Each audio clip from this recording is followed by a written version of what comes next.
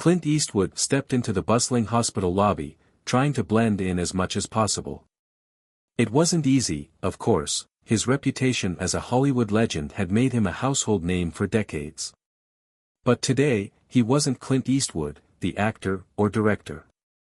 Today, he was just a man needing medical attention, hoping to keep a low profile. The lobby was chaotic, with nurses hurrying around, patients shuffling in and out, and families pacing nervously, waiting for word on loved ones. Clint's back stiffened as he felt the familiar weight of people staring, but he managed to avoid drawing attention.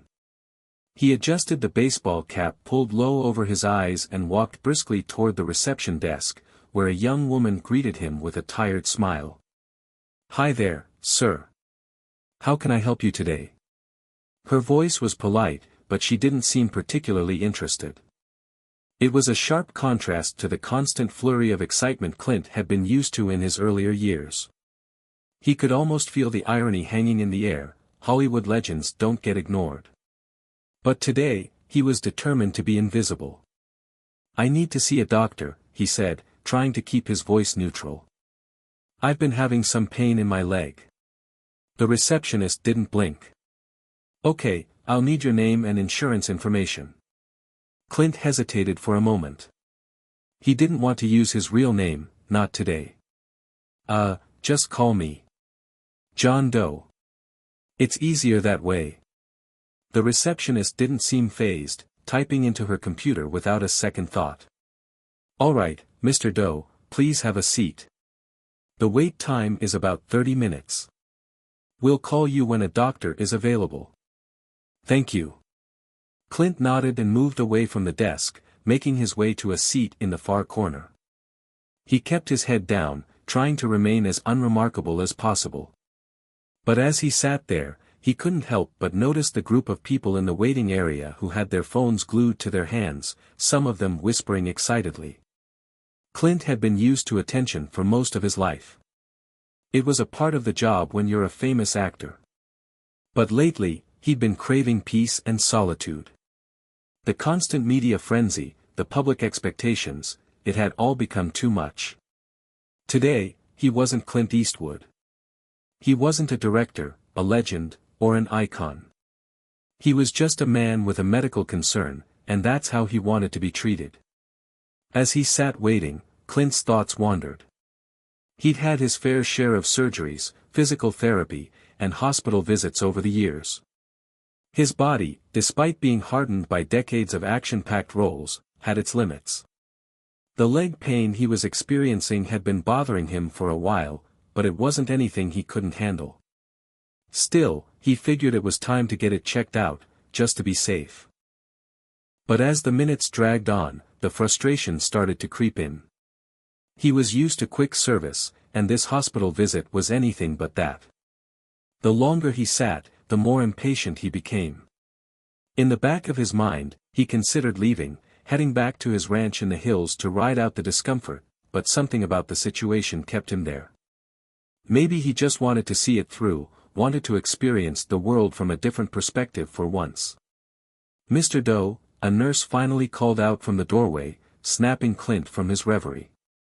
Clint stood up and followed her down the narrow hallway. He couldn't help but feel like a ghost, invisible to everyone around him, despite the knowledge of his fame that could have turned heads. The nurse led him into a small examination room, where he was asked to sit on the examination table and wait for the doctor. And then, Dr. Andrew walked in. Dr. Andrew was young, probably in his early 30s. His crisp white coat looked freshly pressed, and his stethoscope hung casually around his neck. He seemed confident, perhaps overly confident, and didn't seem at all impressed by the patient sitting in front of him. Clint forced a smile as the doctor glanced at him without a second thought. "Good morning, Mr. Doe. What brings you in today?" Clint hesitated for a moment, the familiar sensation of frustration bubbling to the surface. "I've been having some pain in my leg," he explained, trying to sound casual. Dr. Andrew didn't immediately respond, instead glancing at the clipboard in his hands as if he were reading a grocery list. "Well, Mr. Doe, you're probably just getting older. "It happens to the best of us," the doctor said with a patronizing tone, the kind Clint was all too familiar with from dealing with people who thought they knew him without really knowing him at all. Clint bit his lip, holding back a retort. He'd been a celebrity for so long, and yet, no one ever seemed to see the person underneath the persona. They saw the movies, the famous catchphrases, the tough guy image. But behind that, there was a real man with real issues, just like anyone else. The doctor, it seemed, had already made assumptions based on his appearance. "I've been dealing with this for a while," Clint replied, keeping his voice calm. "I'm just here to get it checked out."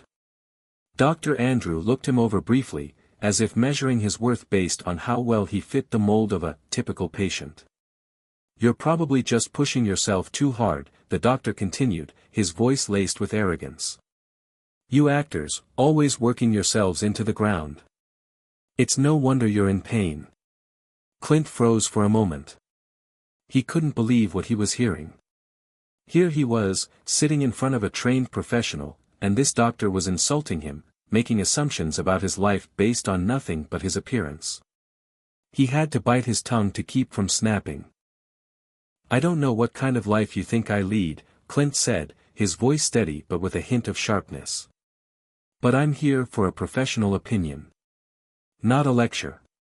Dr. Andrew raised an eyebrow, clearly unfazed. "Well, the good news is that you're not dying. The bad news is, you might want to consider cutting back on the action-packed roles. You know, for your health." Clint's jaw tightened. He had heard these kinds of comments before, but they never failed to hit a nerve.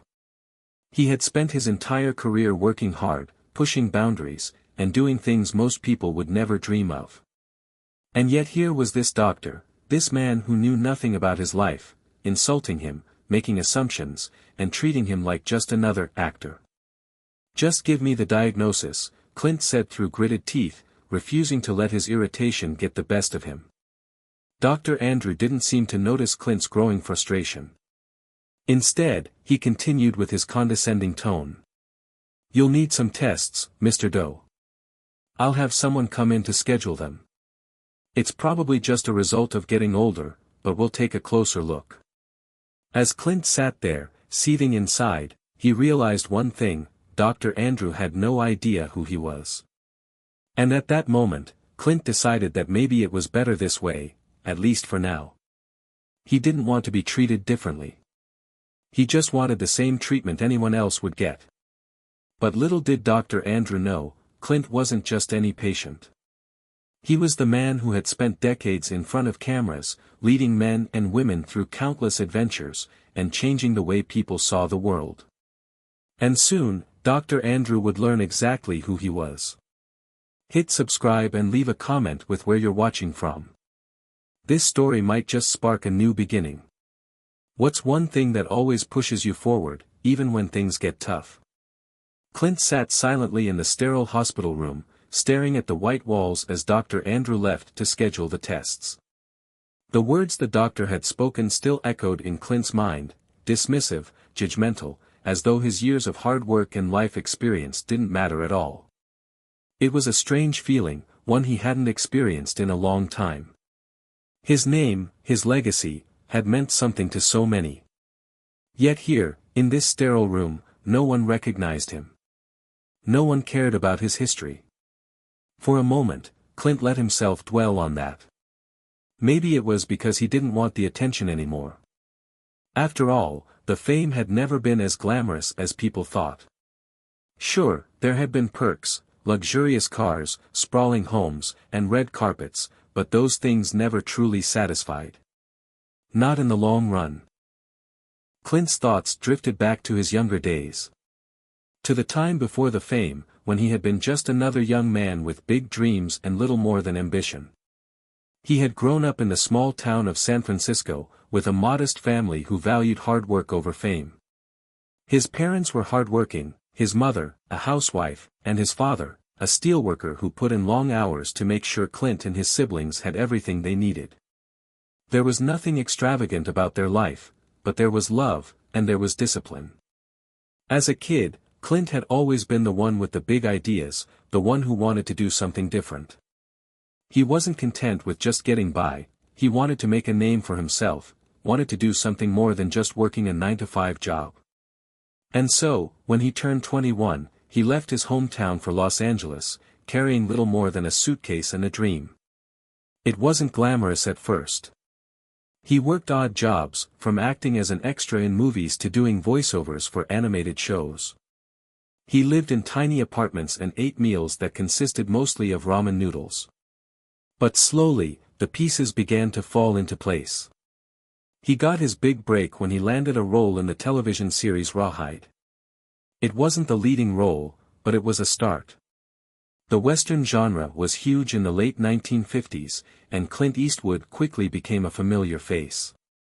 He had the look, tall, rugged, with a quiet confidence that made him stand out from other actors of the time. And that look, that stoic, no-nonsense demeanor, became his trademark. But it wasn't just his appearance that made him stand out. Clint had a unique ability to command the screen. Whether he was playing the tough cowboy, the silent hero, or the complicated anti-hero, he brought something special to every role. He didn't need to say much, his eyes did all the talking. The audience could feel his emotions through his actions, his expressions. His performances were raw, real, and intense. In the years that followed, Clint Eastwood's fame skyrocketed. He became a household name, an icon of American cinema.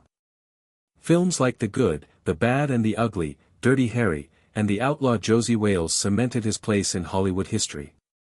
He wasn't just an actor anymore, he was a symbol of toughness, of rebellion against authority, of justice served on his own terms. The Man with No Name became one of the most iconic characters in film history, and Clint's rugged charm made him a sex symbol as well as a revered figure. But as Clint's career grew, so did the expectations. The pressure to keep delivering was immense. He didn't just want to be an actor, he wanted to direct. So, he did. Clint's directorial debut, Play Misty for Me, was a huge success. It proved he had the talent to make it behind the camera as well as in front of it. But with success came more scrutiny. More roles, more attention, more demands. Clint didn't mind the attention at first. He had been trained to handle it. But over the years, the constant barrage of reporters, paparazzi, and fans started to wear on him. The smiles became harder to fake, and the red carpets less thrilling. He longed for the simplicity of his early years, the days when his biggest worry was whether he could afford his next meal, not whether his latest film would be a success. The years had flown by, and before Clint knew it, he was in his 80s, far removed from the days of starring in action-packed westerns or gritty thrillers. Now, he spent most of his time at his ranch in Carmel, California, where he could live in peace. His children, grown and successful in their own right, came to visit, and his late nights were spent reflecting on the ups and downs of his extraordinary life. But this visit to the hospital, this moment of feeling invisible, was an odd reminder of just how much had changed. Here he was, surrounded by young doctors and staff who didn't even bat an eye when he walked through the door. Clint felt as though he had become a relic of the past. A symbol of a different time. And here, in this hospital room, he wasn't the legendary Clint Eastwood anymore. He was just another patient, someone who needed a checkup. No one recognized the man who had changed the course of Hollywood history. No one knew the weight of his legacy, the impact of his work on film and culture. The thoughts swirled around him, but Clint pushed them aside. He was here for a reason. He needed to get his leg checked out. It wasn't the end of the world. It was just a small pain, a nagging discomfort that had become too much to ignore. Maybe this would be a quick visit, and then he could get back to his peaceful life. But just as he was beginning to calm his mind, the door to the exam room creaked open again. It was Dr. Andrew, returning with the results of the tests Clint hadn't even realized he had taken.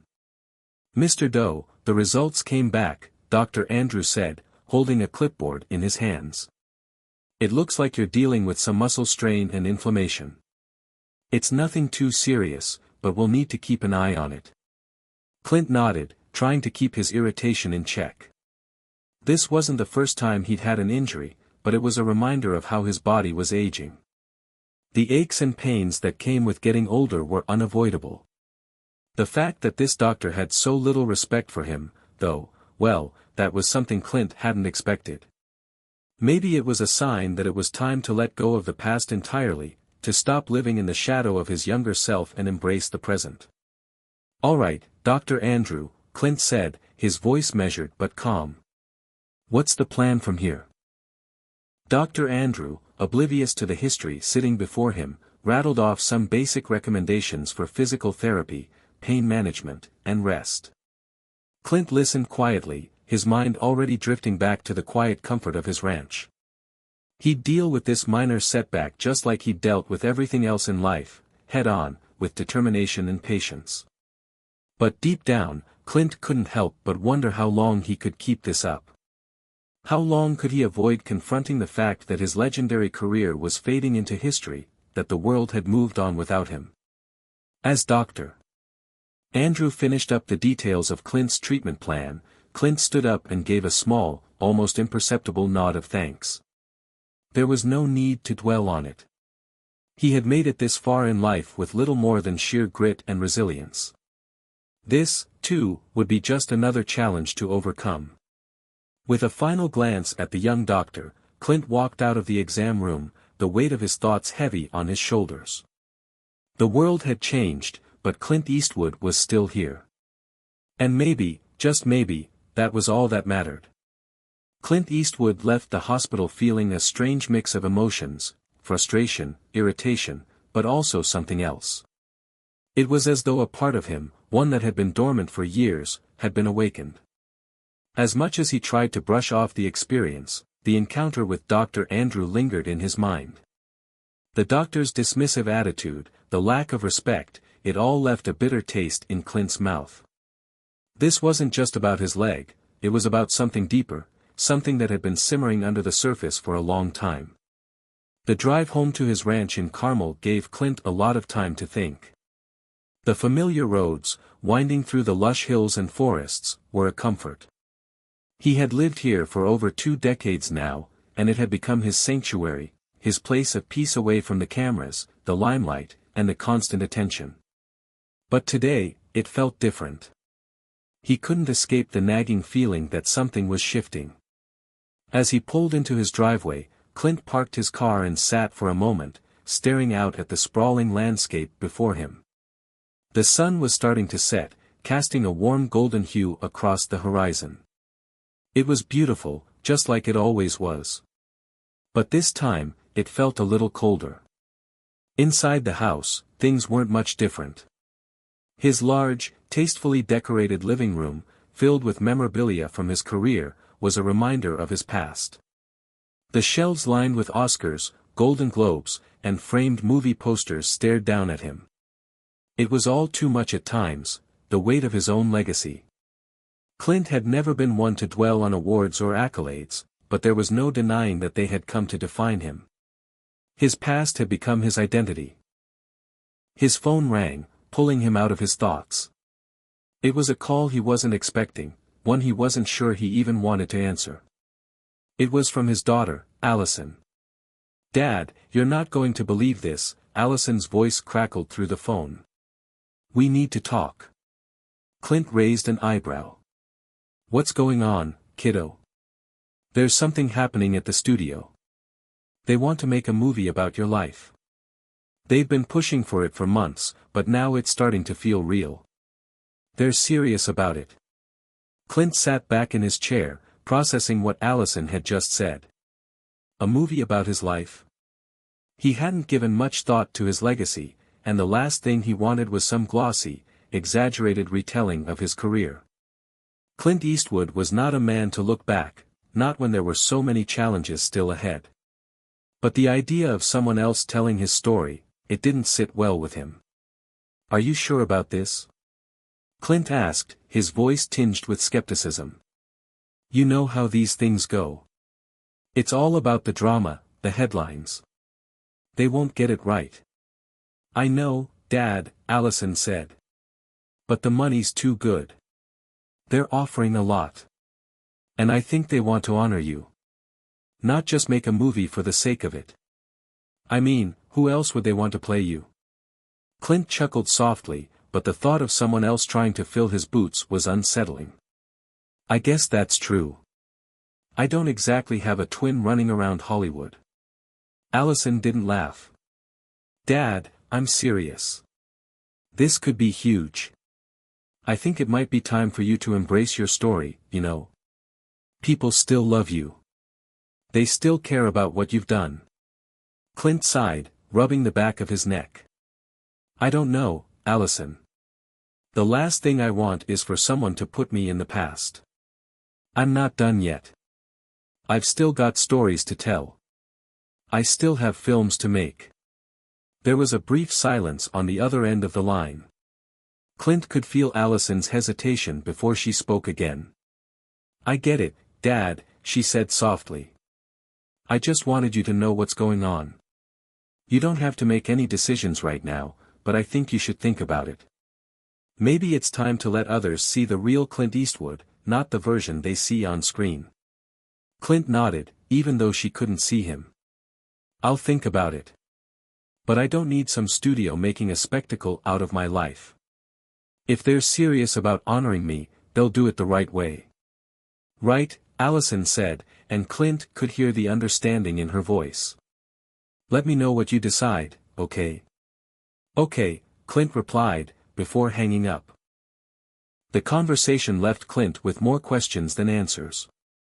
He had spent so many years in the spotlight, and now, after stepping away from it all, the idea of going back to that world didn't feel right. He had lived his life on his own terms, doing what he loved, and now it seemed like everyone else wanted to rewrite his story for him. The thought of someone trying to dictate his legacy, to make him into something he wasn't, filled him with a quiet rage. Clint spent the next few days pacing around his ranch, lost in thought. The frustration that had been building since his hospital visit seemed to fester with each passing moment. He had built his life with hard work, determination, and a relentless pursuit of his own vision. But now, as his legacy started to take on a life of its own, Clint felt like a spectator in his own story. He wasn't ready to be put out to pasture just yet. But the rising tension was about to reach its boiling point.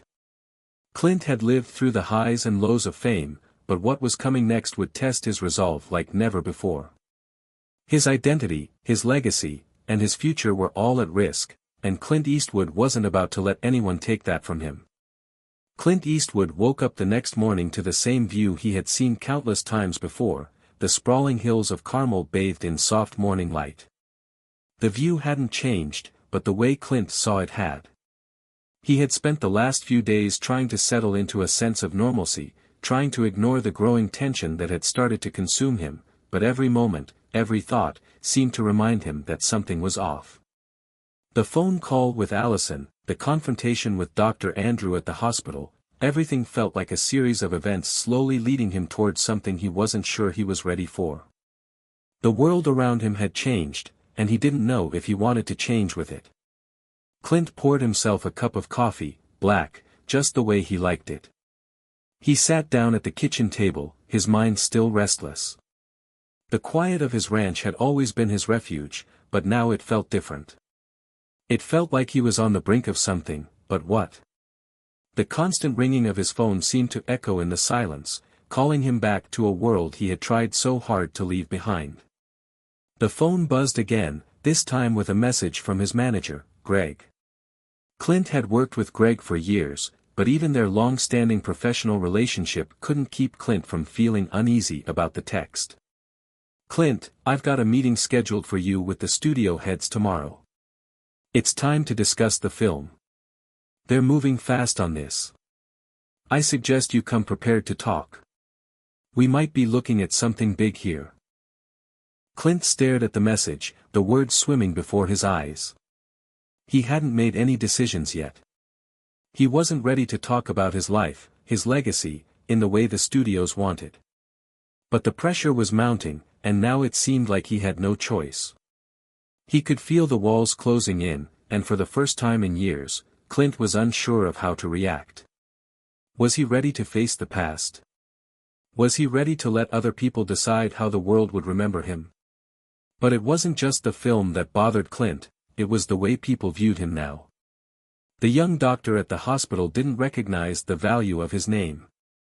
The studio heads, with their slick suits and corporate jargon, seemed more concerned with the numbers than the man behind the legacy. The world was trying to reduce Clint to a symbol, a brand, something to market and sell.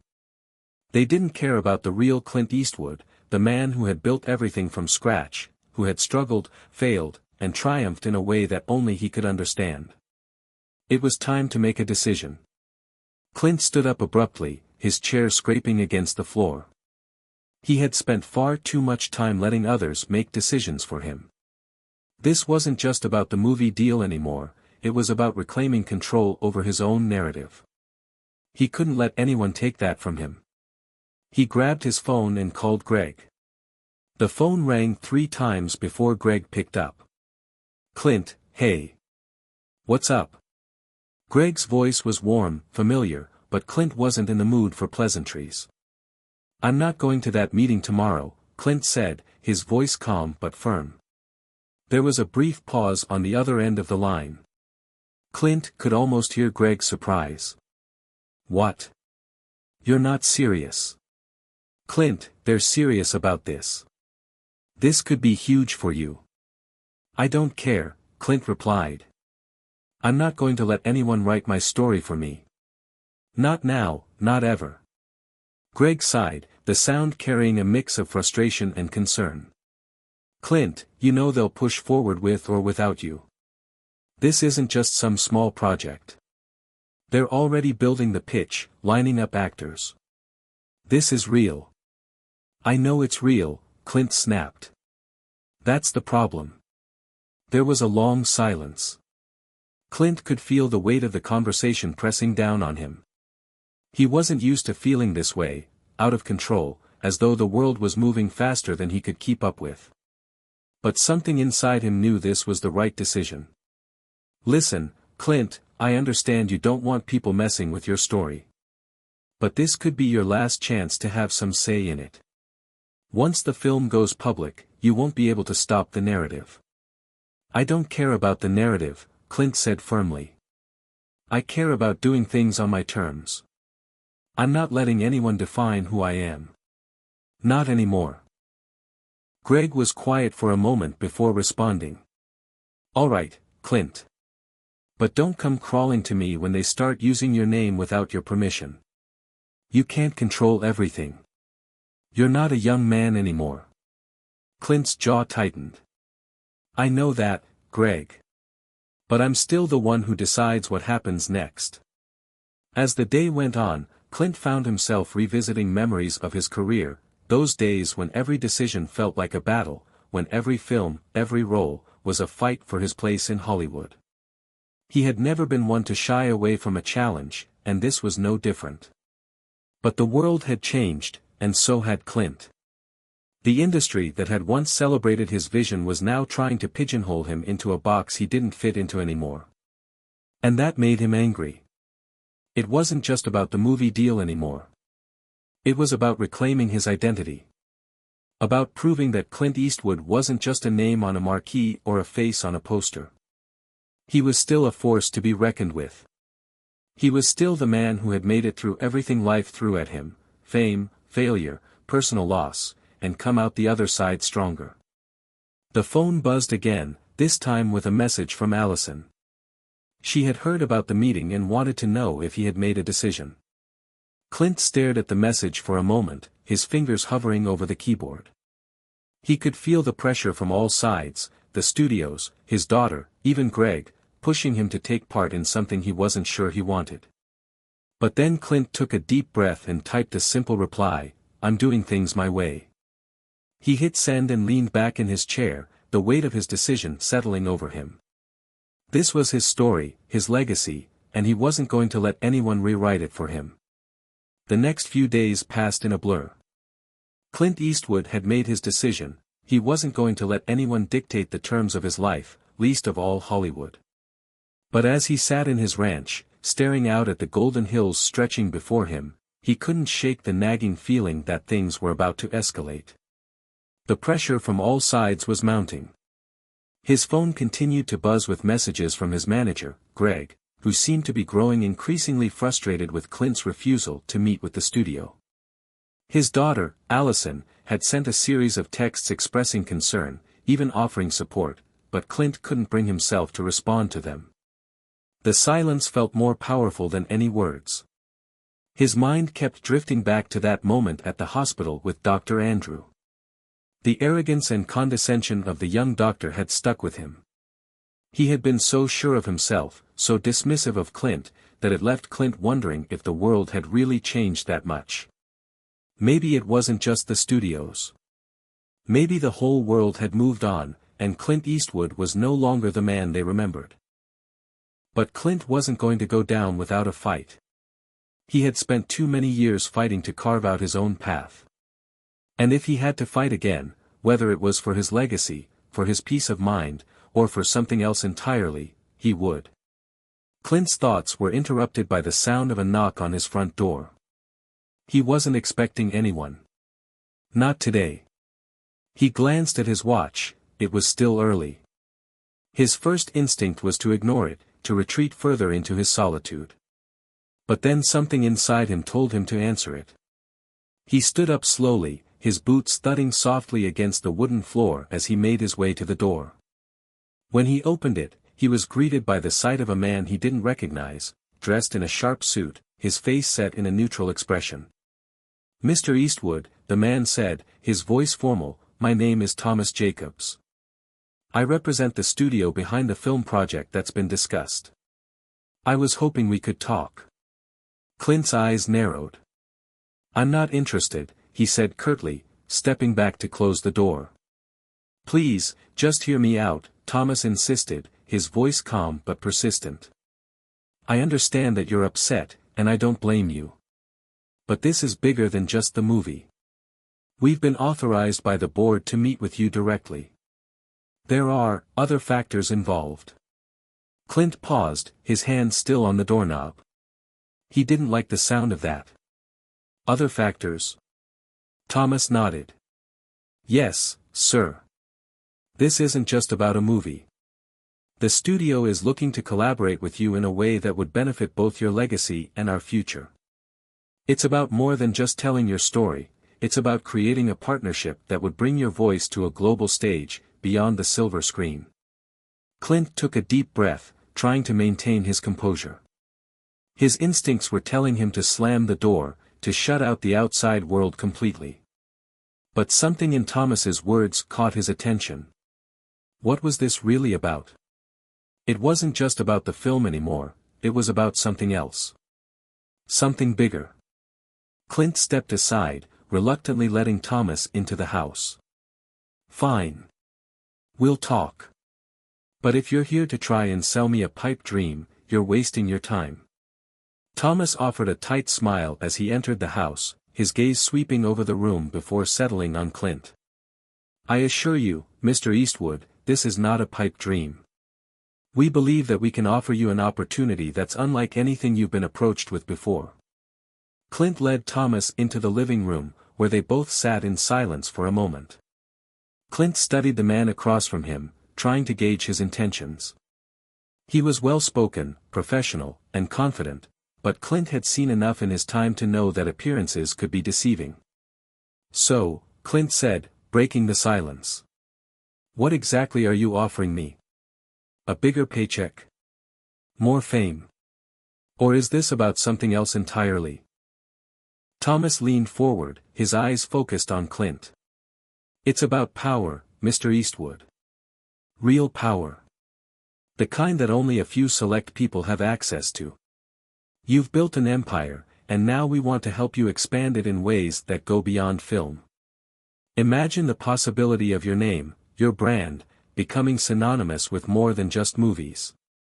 Think about the impact you could have on politics, on business, on culture." Clint felt his pulse quicken at the mention of politics. He had never been one to get involved in political matters. He preferred to stay out of the fray, to focus on his work. But there was something compelling about the way Thomas spoke. The idea of having a hand in shaping something larger than just his career, it was tempting. "I don't care about being a political figure," Clint said, his voice steady but firm. "I never have. I've always done my own thing."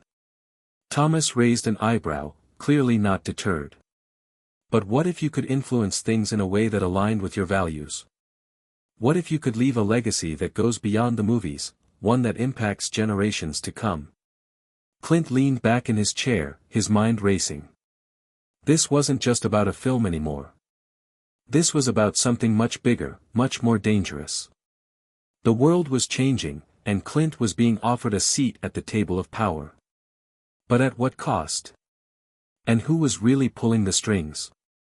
As the conversation continued, Clint's unease grew. He didn't like the way Thomas was framing things. This wasn't just an offer to tell his story, it was an offer to become something more, something the world would never let go of. It was an invitation into a world where he would lose control, where his every move would be scrutinized, commodified, and used for a greater agenda. By the time Thomas left, Clint was more conflicted than ever. The offer had been tempting, but something about it didn't sit right with him. He had spent his life carving out a path, sticking to his principles, and now he was being asked to sell out for something he wasn't sure he could trust. As the sun began to set, Clint stood by the window, staring out at the fading light. The world outside seemed vast and endless, and yet he felt more confined than ever. The pressure was building, and Clint knew that something had to give. He couldn't back down now. He had to figure out what he was willing to fight for. His legacy. His identity. His freedom. But the hardest part was just beginning. The days that followed Clint's meeting with Thomas Jacobs felt like an eternity. The offer weighed on him heavily, as though a shadow had been cast over everything he did.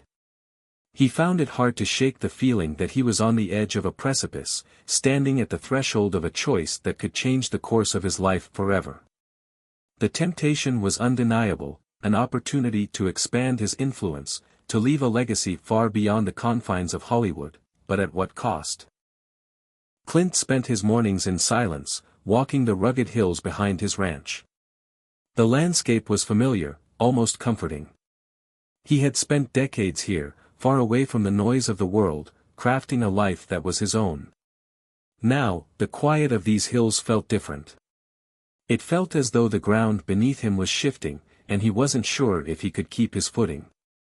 He spent the afternoons in his study, going over scripts and old film reels. His work had always been a refuge, a place where he could escape the pressure and focus on something he loved. But now, even his craft seemed distant. His mind wandered back to the offer, back to the conversation with Thomas Jacobs. "Think about it, Clint. This could be bigger than anything you've ever done. You could influence the world in ways no one else ever could." Clint rubbed his temples, trying to push the words out of his head. He had been in the industry long enough to know that when something seemed too good to be true, it usually was. The problem was, this didn't just seem good, it seemed like everything he had been missing in his life. The phone buzzed on his desk, snapping him out of his thoughts. It was Greg again. Clint stared at the screen, his finger hovering over the call button. Greg had been persistent, calling him every day since the meeting with Jacobs. Clint knew what Greg would say, the same thing he had been saying since day one. But Clint didn't want to hear it. He didn't need to hear it. He hit the decline button and leaned back in his chair, staring out the window. He had to make a decision, and soon. The longer he waited, the harder it would get. The weight of the choices before him pressed on him, and for the first time in a long time, Clint felt truly uncertain about what the right path was. It was late afternoon when Clint decided to take a drive. He didn't have a particular destination in mind, just somewhere to clear his head. He slipped into his old truck and set off down the winding roads of Carmel. The familiar landscape blurred past him, but Clint's mind was far from calm. His thoughts kept returning to that hospital visit, to the arrogant doctor who had brushed him off without a second thought. He had been just another name, just another patient. But it wasn't just about the doctor, it was about how the world viewed him now. Clint wasn't the untouchable icon he once was. He was fading into the background, and no matter how hard he fought to stay relevant, the world kept moving on without him. As he drove, Clint's thoughts turned inward. He had spent his whole life building an empire, creating a legacy that he was proud of. But now, as he stared down the barrel of the next phase of his life, he wondered if it was all worth it. Was the fame, the money, the power, really enough to make him feel fulfilled? Or was there something more he was missing? It wasn't until he reached the outskirts of town that Clint realized he had driven aimlessly, lost in his own head.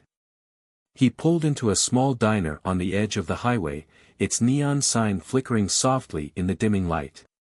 Clint wasn't hungry, but the place felt like a refuge, a reminder of simpler times, before everything had become so complicated. He pushed open the door and stepped inside, greeted by the warm, greasy smell of fried food. The diner was nearly empty, save for a few locals scattered at the counter. Clint slid into a booth in the back, away from the window, hoping for some privacy. He didn't want anyone to recognize him, not today. He just needed a moment of peace. A waitress approached, her eyes widening slightly when she saw him. Clint didn't blame her, he had spent decades in the public eye, and now that he was no longer a regular presence in Hollywood, people still recognized him, though not as often as before. "What can I get you?" she asked, trying to keep her voice steady, though there was a hint of awe in her tone. Clint looked at the menu, though he wasn't really paying attention. "Just a coffee." "Black," he said, leaning back in the booth. The waitress nodded and walked away, leaving Clint alone with his thoughts once again. He stared out the window, watching the cars pass by on the highway. The sun was setting, casting a golden glow over everything. It was a beautiful evening, but Clint couldn't shake the feeling that he was running out of time. He hadn't realized how much he had changed over the years, how much the world had changed. He had been a symbol, a figure that people looked up to, but now, it seemed as though he was a relic of a bygone era. The world didn't need Clint Eastwood anymore. The world had moved on. But the question remained, could he move on with it? The waitress returned with his coffee, placing the mug in front of him. She hesitated for a moment, then said, "You're Clint Eastwood, right? I just wanted to say, I'm a huge fan. I grew up watching your movies. My dad always says you're one of the best actors to ever do it." Clint looked up, surprised by the sincerity in her voice. She wasn't fawning over him like some fans might have, she was simply offering genuine respect. "Thank you," Clint said, his voice softer than he intended. "That means a lot." The waitress smiled, and as she walked away, Clint felt something stir within him. It wasn't fame or recognition that mattered. It was the fact that, even now, people still remembered who he was. They still cared about the work he had done, the stories he had told. He had a legacy, one that no amount of industry politics could take away from him. As Clint sipped his coffee, he realized that this was the moment he had been waiting for. The decision wasn't about chasing power or fame. It was about deciding who he wanted to be, regardless of what anyone else thought. Hollywood might have moved on, but Clint wasn't finished. Not yet. He stood up, leaving a tip on the table, and made his way out of the diner. The sun had dipped below the horizon, leaving the sky a deep, rich blue. Clint got back into his truck, his mind clearer than it had been in days. He knew what he had to do now. The world could change, but Clint Eastwood was still in control of his own story. Clint didn't sleep much that night. The decision that had come to him so clearly in the diner still echoed in his mind as he lay awake in bed. He wasn't sure what exactly the next step would be, but for the first time in a long time, Clint Eastwood felt a sense of clarity. He was no longer at the mercy of Hollywood, no longer trying to chase what once was. The world had moved on, and so must he, on his own terms. As the first light of morning crept through his window, Clint rose, dressed in his usual rugged attire, and headed outside. The air was crisp, the hills still bathed in a faint mist. He felt something stir in the pit of his stomach, an energy, an eagerness to embrace the future, whatever it might hold. Clint's phone buzzed as he walked toward his truck. He checked the screen, Greg again. Clint hesitated but ultimately decided to answer. Clint. It's been days. You've got to talk to me. The studio's losing patience. I told them you're still considering the project, but we need a decision now. Do you want to throw it all away? Clint's jaw tightened. He took a breath before responding, his voice calm but firm. Greg, I've made up my mind. I'm not doing it. Greg's voice immediately turned sharp, his disbelief evident. What do you mean, you're not doing it? Clint, this is your chance to make a massive impact. You'll never get another opportunity like this. I don't need it, Clint replied simply. I've built my career on my own terms, and I'm not going to start bending to the will of some studio or board of directors. I'm done playing their game. There was a pause on the other end of the line. Clint could practically hear Greg processing the words. Finally, Greg spoke again, his tone quieter but still tinged with frustration. Clint, you're making a mistake. But if that's your choice, I guess there's nothing more to say. Clint ended the call before Greg could say anything else.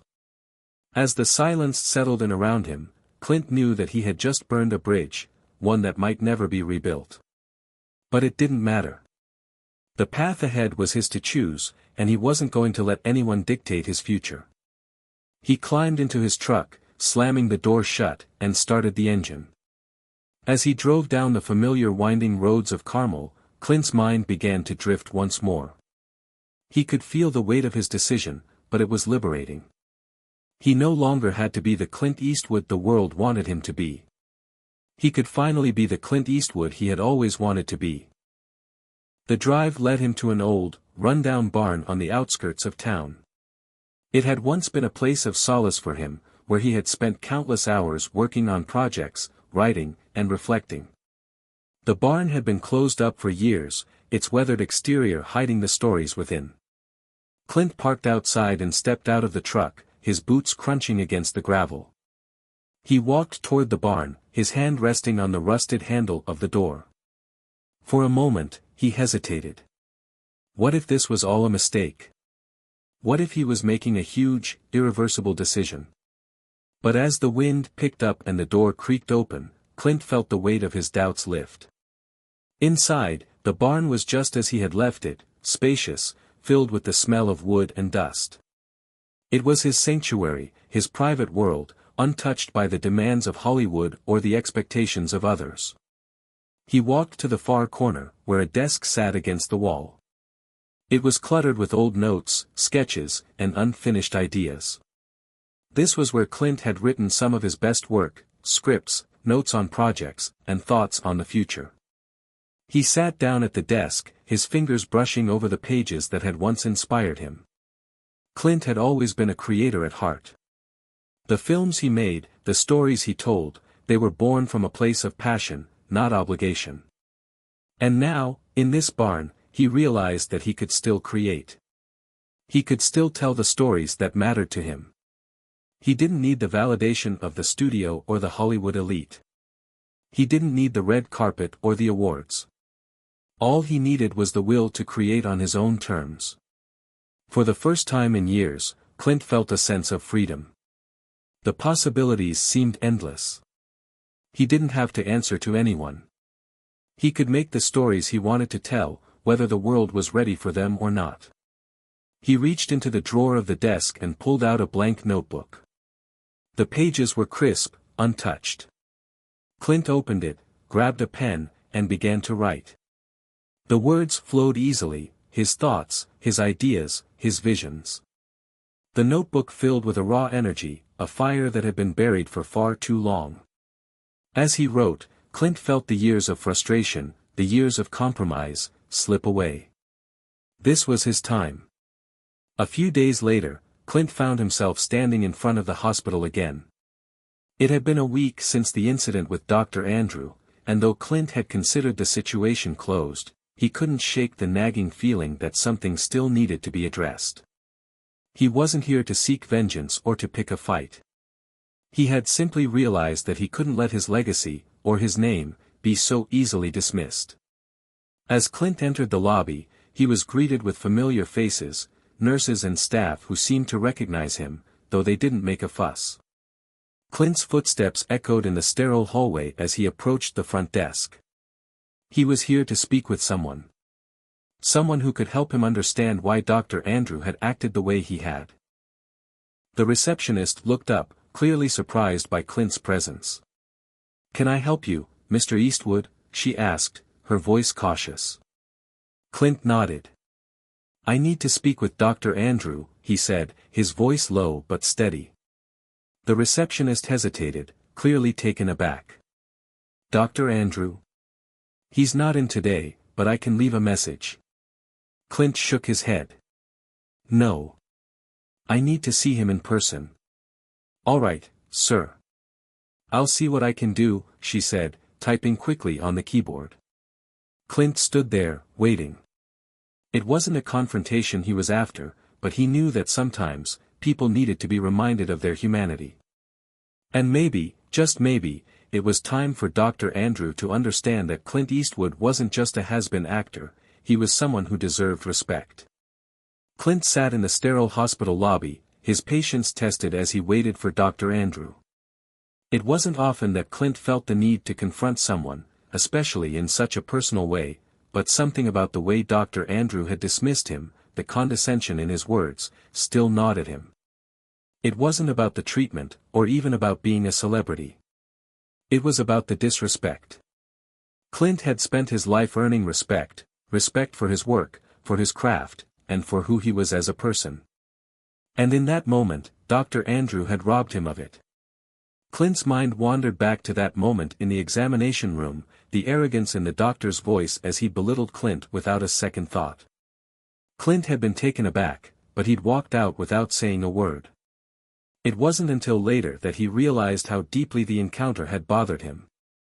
He wasn't used to being treated like just another ordinary patient, especially not when he had spent so many years being held in high regard. The receptionist returned to Clint's side, her eyes apologetic. "Mr. Eastwood, Dr. Andrew will be with you in just a few minutes. I'm really sorry for the wait." Clint nodded, offering her a reassuring smile. It wasn't her fault, and he wasn't here to take out his frustration on the staff. He had just come to a point in his life where he realized he could no longer let things slide. As he sat, Clint thought back to his younger days, when his reputation in Hollywood had been built on his uncompromising nature. He had always been known for his no-nonsense attitude, but there had always been an underlying respect for him. Now, with the changing tides of the entertainment industry, that respect seemed to be diminishing. The door to the waiting room opened, and a nurse stepped out, followed by Dr. Andrew. The doctor was just as Clint remembered, well-groomed, confident, and, to Clint's eye, a little too self-assured. When their eyes met, Dr. Andrew's expression flickered with surprise, but it quickly gave way to his professional mask. "Mr. Eastwood," Dr. Andrew greeted him, his tone polite but lacking any real warmth. "I see you're still here. What can I help you with today?" Clint stood up slowly, his movements deliberate. He had spent the last few days considering how he wanted to handle this moment.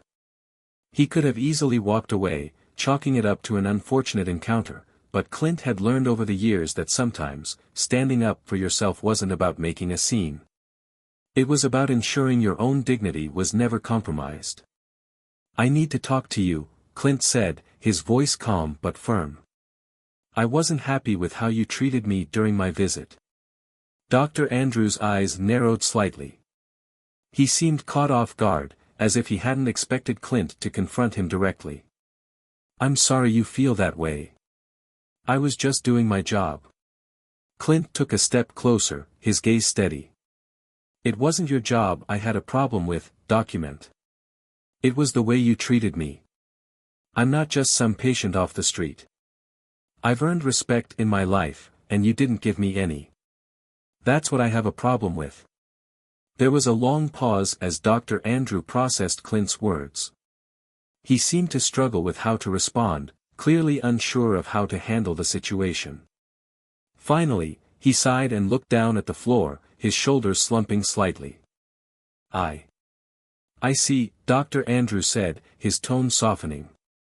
I didn't mean to disrespect you. I've worked with so many patients over the years, and sometimes I get caught up in the routine. I forget that everyone is different, that they all deserve to be treated with dignity, no matter who they are. Clint nodded, surprised by the doctor's admission. He hadn't expected an apology, let alone one that sounded sincere. For a moment, the air between them was still, but the tension seemed to ease.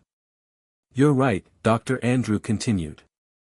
I've been in this profession so long, I've forgotten what it means to treat people as individuals.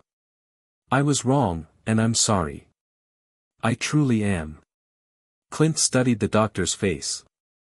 For the first time since their initial encounter, Clint saw a trace of vulnerability in his eyes. It was a rare thing, especially from someone who had spent years behind the protective walls of their medical credentials. Clint didn't know what had brought on this moment of self-reflection, but it felt genuine. And in that moment, Clint realized that this confrontation wasn't about winning or losing. It was about making the world a little bit better, one person at a time. I appreciate your apology, Clint said quietly. But I'd also appreciate it if, next time, you remember that everyone deserves respect. No one should be treated like they're less than. Dr. Andrew nodded vigorously. I'll make sure to remember that. I promise you, Mr. Eastwood. Clint offered a small smile. It's Clint. And just remember, we all have our moments. But it's how we learn from them that counts. With that, Clint turned and walked out of the room, feeling the weight of the encounter lift from his shoulders. As he stepped into the hallway, he felt a small sense of victory, not for himself, but for the idea that sometimes, change started with one person taking a stand. Clint returned to his truck, his mind buzzing with the conversation. He hadn't expected an apology, but he was grateful for it. The interaction had reminded him of the importance of humility, both in giving it and in accepting it. It was a lesson he had learned over the years in his career, but it had taken this unexpected confrontation to bring it back into focus. As he drove back to his ranch, Clint felt the familiar pull of the open road, of the freedom he had fought for throughout his life. The world might have changed, but Clint Eastwood was still capable of making a difference, even in small, unexpected ways. The experience had shown him that respect wasn't something that could be demanded, it had to be earned, and sometimes, it had to be taught. The road ahead was still uncertain, but Clint knew he would continue to forge his own path. He was no longer bound by anyone's expectations. The journey ahead was his, and he was ready to take it, one step at a time. Clint's mind raced as he drove back to his ranch. The sun was beginning to set, casting a warm glow over the hills of Carmel. There was something about the fading light that always made him feel reflective, as though the end of the day marked a moment for introspection. He couldn't help but replay the conversation with Dr. Andrew in his head, noting the shift that had occurred. The apology had been unexpected, yes, but it was also real. That moment of humility from Dr. Andrew had reminded Clint of something important. It wasn't just about confronting others when they wronged you, it was about understanding that people could change. Everyone had their flaws, but everyone also had the capacity for growth. Clint had spent so many years chasing the next project, the next film, the next big moment. But now, after his conversation with Dr. Andrew, Clint realized that his life wasn't defined by the projects he took on or the roles he played, it was defined by how he treated others, by how he took the lessons of the past and shaped them into something meaningful. He parked his truck and walked into the house. The warmth inside contrasted with the coolness of the evening air, and the familiar smell of wood and leather filled his senses. His ranch had always been a place of refuge, and today, more than ever, it felt like home. Clint made his way to the back of the house, to the small room where he'd kept all of his personal projects over the years. The room was filled with stacks of scripts, old photographs, and unfinished ideas, some successful, some forgotten. He'd always used this room as a place to reflect, to create, and to think about the next step in his life. He sat at the desk, looking around at the mementos that had accumulated over the years. Each item told a story, his legacy, his career, his journey. But what Clint had come to realize was that he no longer needed to look at these things as a measure of his worth. His worth was in the life he had lived, in the people he had touched, and in the lessons he had learned along the way. As he sifted through the pile of papers on his desk, Clint found something that made him pause. It was a script he had written years ago but had never finished, a story about a man who had spent his life chasing something that wasn't real, only to find peace when he finally let go. Clint remembered the feeling he'd had when he first wrote it. He had thought it was just another project, another story to tell. But now, after everything he had been through, it felt different. This story wasn't just fiction, it was a reflection of his own life. Clint began to read through the pages. The words were raw, unpolished, but they spoke to something deep inside him.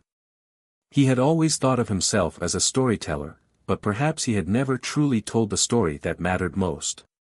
The story of his own journey. A few days later, Clint found himself back in town, this time not to confront anyone or deal with any unfinished business.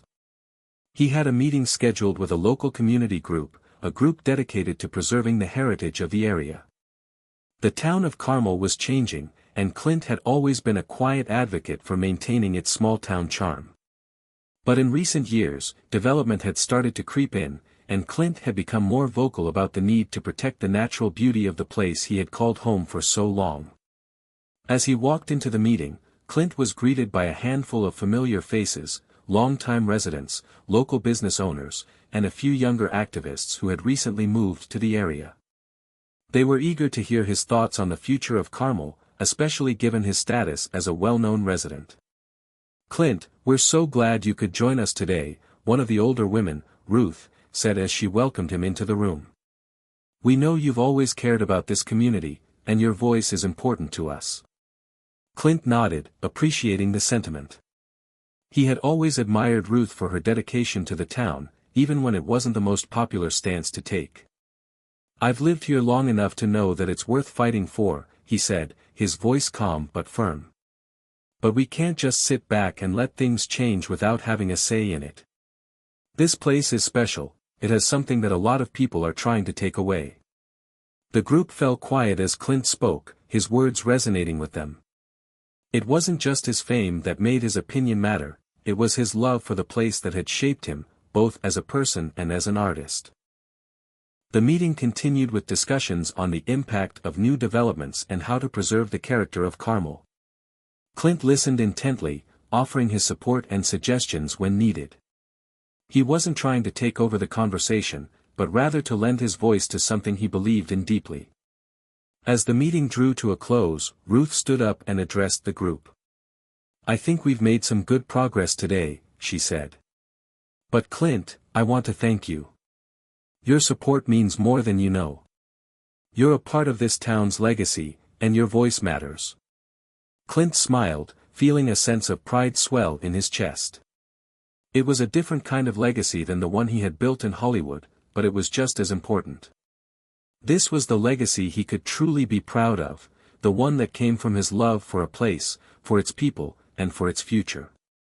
That night, as Clint sat on his porch watching the stars, he reflected on the last few weeks. It had been a journey of rediscovery, a journey that had led him back to his roots, to the things that truly mattered. He had faced the past, confronted the present, and now he was looking toward the future with a sense of purpose he hadn't felt in years. The road ahead was still uncertain, but Clint was no longer afraid.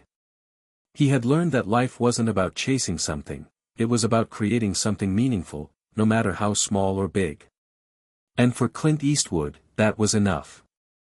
Clint's newfound sense of peace was refreshing, but the universe had a way of reminding him that change could happen when you least expected it. His days had become a quiet routine, filled with his passion for the land, the ranch, and his community. Yet, as much as he appreciated the calm, Clint couldn't help but feel a part of him missing the chaos, the unpredictability of his earlier life in Hollywood. The projects, the late-night calls, the anticipation of the next big opportunity, it all seemed like a distant memory now. One crisp morning, Clint decided to take a walk through the woods on his property. The sun was just starting to rise, painting the sky in hues of pink and gold. It was his favorite time of day, when the world was still, and the only sounds that broke the silence were the rustling of leaves in the wind and the occasional chirp of a bird. It was the perfect moment for reflection, and Clint felt his mind begin to drift. As he walked deeper into the woods, his thoughts turned to the future. He had put his time in Hollywood behind him, but a small part of him wondered if he had really walked away. The thought lingered, but he didn't dwell on it. His mind was elsewhere, on the simple joys of life, on the land he had cultivated over the years. Clint's peace, however, was soon interrupted. As he walked along the familiar trail, he heard the sound of someone approaching from behind. Turning, Clint saw a figure emerging from the trees, a man in his late 30s, dressed in a worn-out jacket and carrying a backpack. The man's face looked familiar, but Clint couldn't quite place him. "Morning," the man said, with a slight smile. Clint raised an eyebrow, curious but cautious. "Morning. Can I help you with something?" The man hesitated before speaking again. "I don't mean to intrude, sir. I'm actually a big fan of your work." "Clint Eastwood, right?"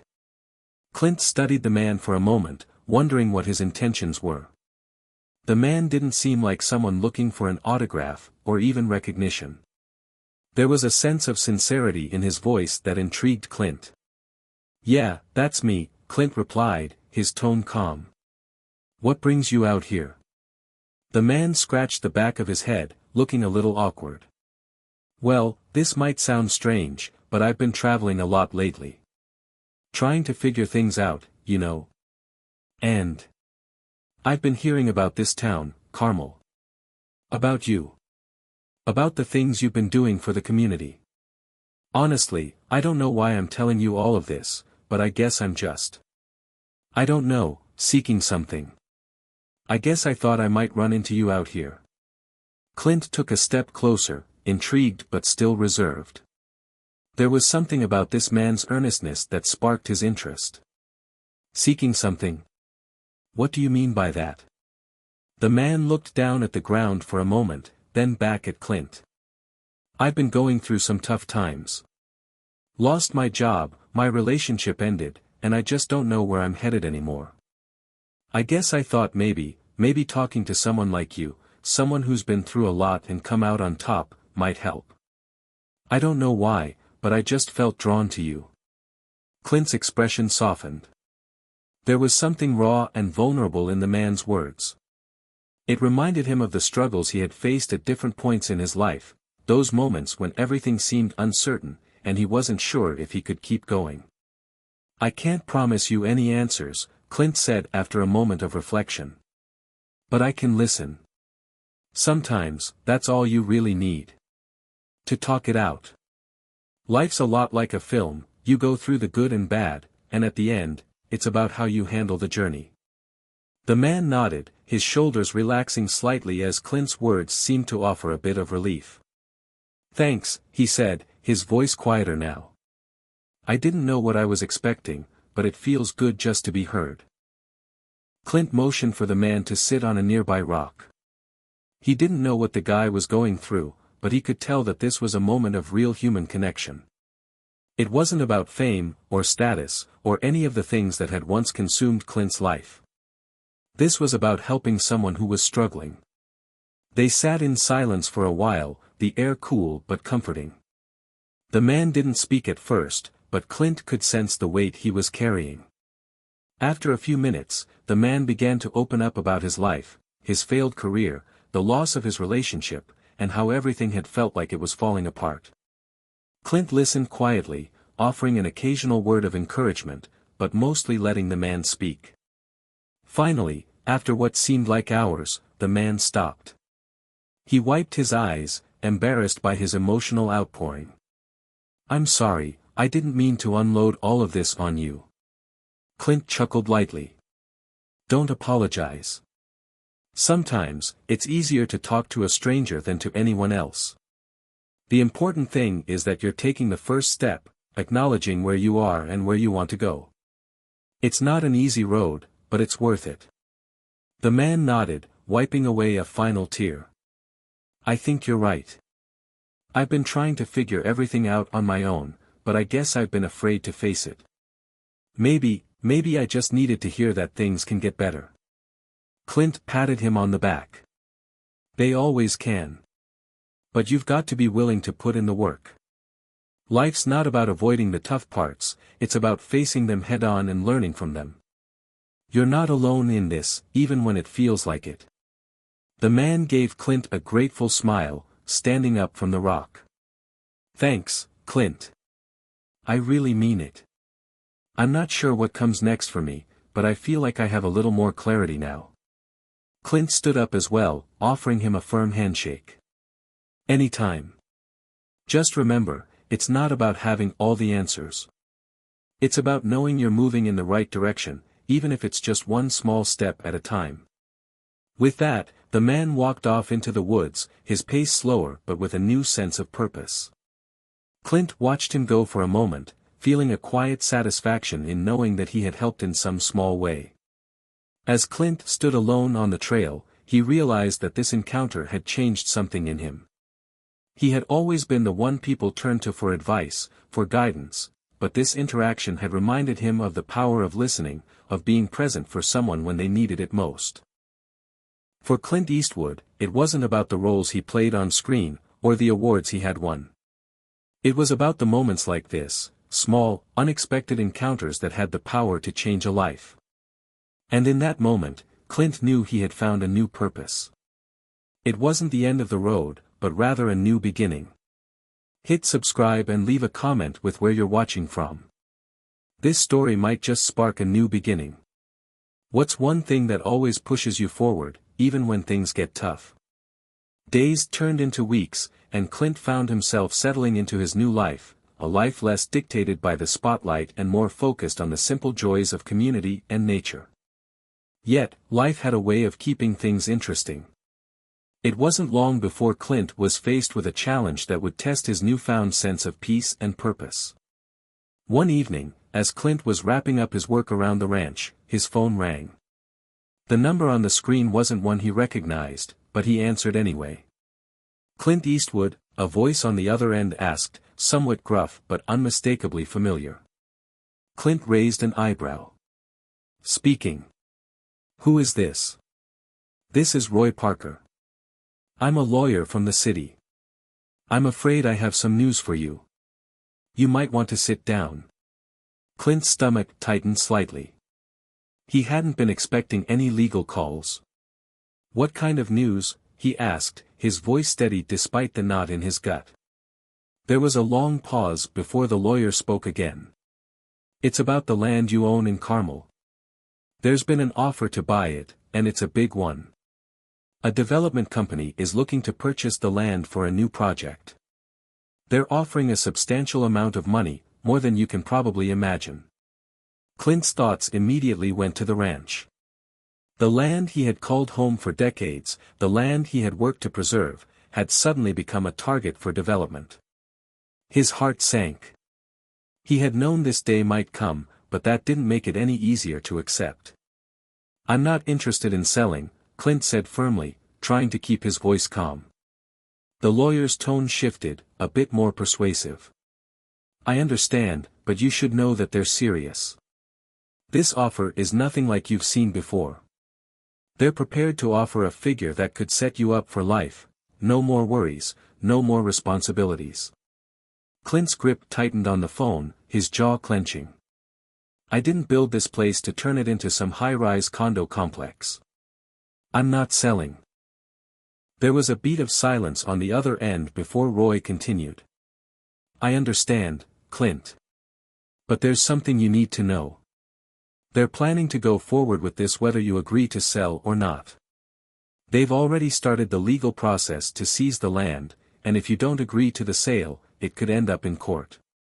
You might have to fight for it. Clint could feel his pulse quicken, the pressure mounting in his chest. He had fought battles before, but this was different. This wasn't a role he could walk away from.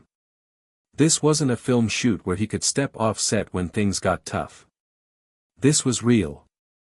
You can tell them, Clint said, his voice low and unwavering, that I'm not going down without a fight. The line went quiet for a moment before Roy spoke again. I'll relay that to them, Clint. But you should know that this is going to be a tough fight. They have deep pockets, and they're willing to do whatever it takes to get what they want. Clint hung up the phone, his mind racing.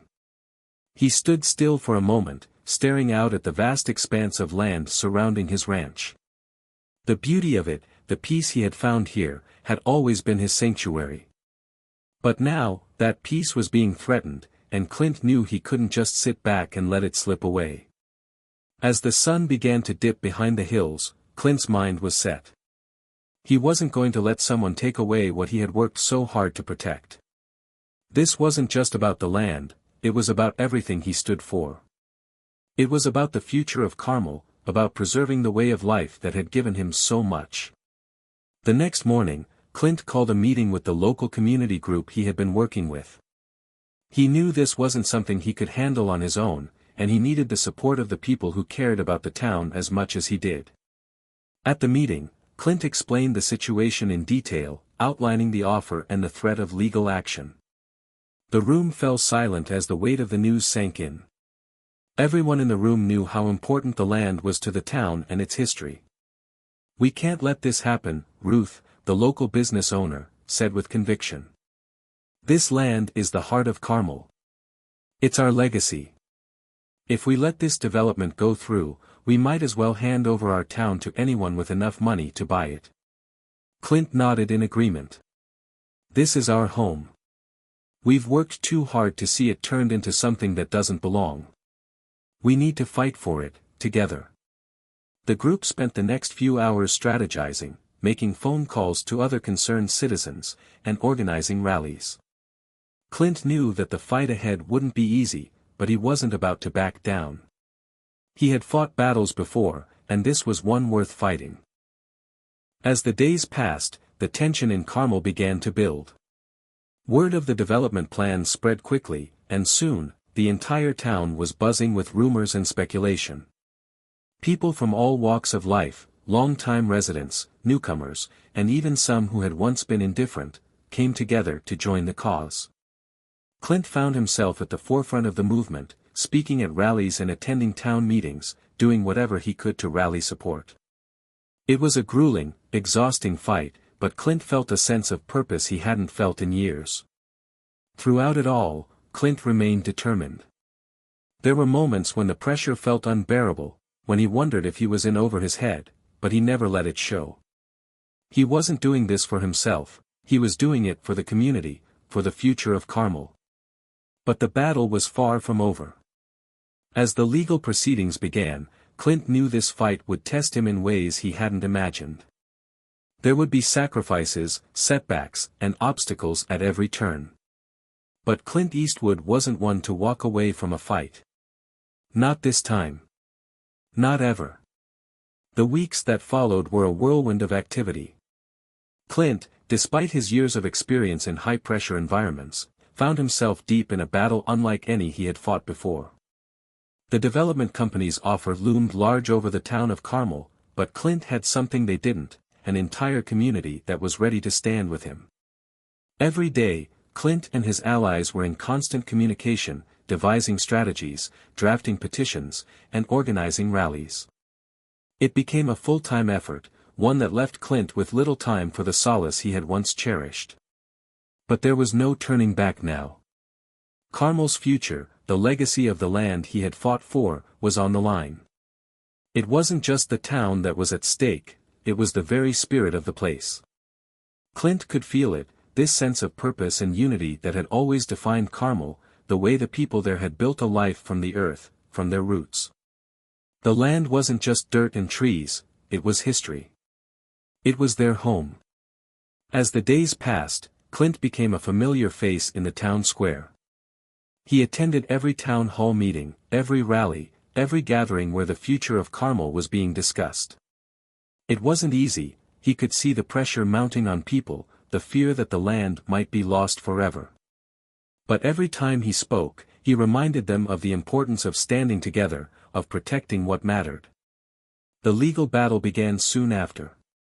Clint and his team of lawyers went head-to-head with the development company's legal team, each side fiercely protecting its interests. Clint's lawyers worked tirelessly, using every loophole and legal tactic they could find to delay the process and buy more time. But the development company was relentless, and Clint knew they had resources that far outstripped his own. As the legal filings piled up, Clint began to realize that this wasn't going to be a simple fight. It wasn't going to be over in a matter of weeks, or even months. This would be a long, drawn-out battle, one that could take years. But Clint was used to challenges like this. In his years in Hollywood, he had faced critics, scrutiny, and setbacks at every turn. He had learned how to navigate the politics of the industry and how to fight for what he believed in. Now, those skills were coming into play once more. One day, as Clint was walking through the town square after a meeting, he saw a familiar face, a face that had once been his friend, but now looked like a distant memory. It was Michael Fields, a businessman who had been a part of Carmel's inner circle for years. Clint had known him well, but over the past few years, Michael had distanced himself from the community. Now, as Clint approached, he saw the man standing near the entrance of the town hall, deep in conversation with one of the development company's representatives. Clint stopped in his tracks. Michael had always been a man of influence, but seeing him talking to someone from the development company felt like a betrayal. Clint's chest tightened as he walked toward them, his footsteps heavy on the cobblestones. Michael looked up, surprised to see Clint. His face quickly morphed from one of surprise to one of practiced politeness. "Clint," Michael said, offering a handshake. "I didn't expect to see you here. How are you?" Clint shook his hand, but there was a coldness to his touch. "I'm fine, Michael. But I think we need to talk about what's going on in this town." Michael's eyes flickered toward the development company's representative, a man Clint didn't recognize. The representative gave a slight nod and walked away, leaving the two of them alone. "What's going on, Michael?" Clint asked, his voice low but firm. "I saw you talking to them. You're getting involved with them, aren't you?" Michael hesitated, his gaze darting around as if trying to find the right words. "Clint, it's not what you think. They're offering a lot of money, and I think it could benefit the town. We could see improvements, new businesses, jobs. There's a lot of potential in this." Clint's heart sank. He had known Michael for years, and to hear him talk about the land like it was just a business deal was devastating. This was the man who had once spoken about the beauty of Carmel, about preserving its character. Now, it seemed like he had been swayed by the lure of money. "You really think they care about the town, Michael? Or are you just thinking about your own bottom line?" Clint's voice hardened. Michael shifted uncomfortably. "I'm thinking about the future. Sometimes, progress means change. And this town, well, it's not the same as it used to be." Clint's gaze was unwavering. "This town is built on more than just progress, Michael. It's built on community, on a way of life that's worth preserving. You don't sell out to the highest bidder and call it progress. You fight for what's right." Michael looked at Clint, a mix of guilt and frustration on his face. "I don't want to fight, Clint. I don't want to go against you. But I have to look at this rationally. I don't want to see the town fall behind, and I don't want to be left out in the cold when everyone else moves on." Clint took a step back, shaking his head. "You're missing the point, Michael. It's not about whether we're moving forward or not. It's about the soul of this place. Money won't bring that back." Clint turned and walked away, his thoughts heavy. He didn't know if he could change Michael's mind, but the encounter had only solidified his determination. The fight was far from over, and now, it felt more personal than ever. The development company was determined to win, and Michael's involvement meant they had an inside track. But Clint wasn't going to let that stop him. The legal battle escalated as Clint's team prepared for court, gathering evidence and rallying the support of the community. Every rally, every petition, every phone call brought them closer to the goal. But Clint knew it wasn't going to be easy. The development company had all the resources in the world, but Clint had something they couldn't buy: determination. In the coming weeks, the tension in Carmel reached its peak. The whole town was divided. Supporters of the development project argued that it would bring prosperity, while others, led by Clint, fought to preserve the town's character and history. Everyone had a stake in the outcome, and the pressure was building. Clint knew this was just the beginning. It wasn't going to be an easy road, but one thing was clear: he wasn't backing down. Not now. Not ever. The following weeks were a blur of courtroom proceedings, meetings, and rallies. Clint had never expected to find himself in the middle of such a drawn-out battle. Though he had seen many conflicts in his life, both on and off screen, this one was different. This wasn't a role he could walk away from. This wasn't just another part to play in a film. This was real. And this time, it was personal. The development company had ramped up its efforts, throwing more resources at the battle. Their legal team was sharp, well-funded, and willing to do whatever it took to ensure they got what they wanted. They played the game with precision, using every legal loophole and tactic at their disposal. Clint's team was doing their best to keep up, but the stakes were growing higher with every passing day. Clint had always been someone who preferred to take action rather than sit back and wait for things to unfold. But with the legal process dragging on, he found himself feeling helpless at times. It wasn't enough to just fight in the courts. He had to win the hearts and minds of the people. If he could rally enough support from the townspeople, they could push back against the developers and make their voices heard. It was a cold Thursday morning when the tension in Carmel hit its boiling point. Clint was sitting in his office, going through a stack of legal documents when his phone rang. The number was unrecognized, but Clint picked it up anyway. "Clint Eastwood," he answered, his voice flat. "Clint, it's Roy Parker," came the lawyer's voice on the other end. "We've got a problem." Clint sat up straight, his mind immediately on alert. "What's going on?" "There's a hearing tomorrow. The development company is pushing hard to move things forward. They've submitted a new proposal that would allow them to take control of the land through eminent domain. They're claiming the town would benefit from the development, that it's a matter of public interest." Clint's jaw clenched. Eminent domain was the kind of tactic used to bypass local opposition by declaring a project as a public need, often giving developers the ability to seize land without the landowner's consent. It was a legal loophole that had been used for years by corporations and government agencies to force their will on communities. Clint's grip tightened on the phone. "They're going to try and take it by force." "I'm afraid so. And with the backing of their investors, they've got the upper hand. They're pushing hard, Clint. We've got one shot to stop this." Clint stood up, pacing the room. "What's our move?" "We've got to get ahead of them. We need to get the word out, rally the people, and show up in court tomorrow. If we don't make a stand now, we might lose the land, and everything that comes with it." Clint hung up the phone, his mind racing. The clock was ticking. The stakes had just gotten even higher.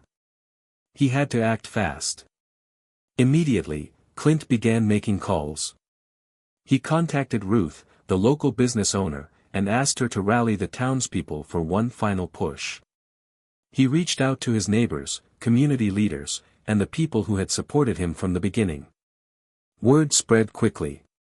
That afternoon, the town square was filled with passionate people, each one determined to save what was theirs. As evening fell, Clint found himself standing in the center of Carmel's main square, addressing the crowd.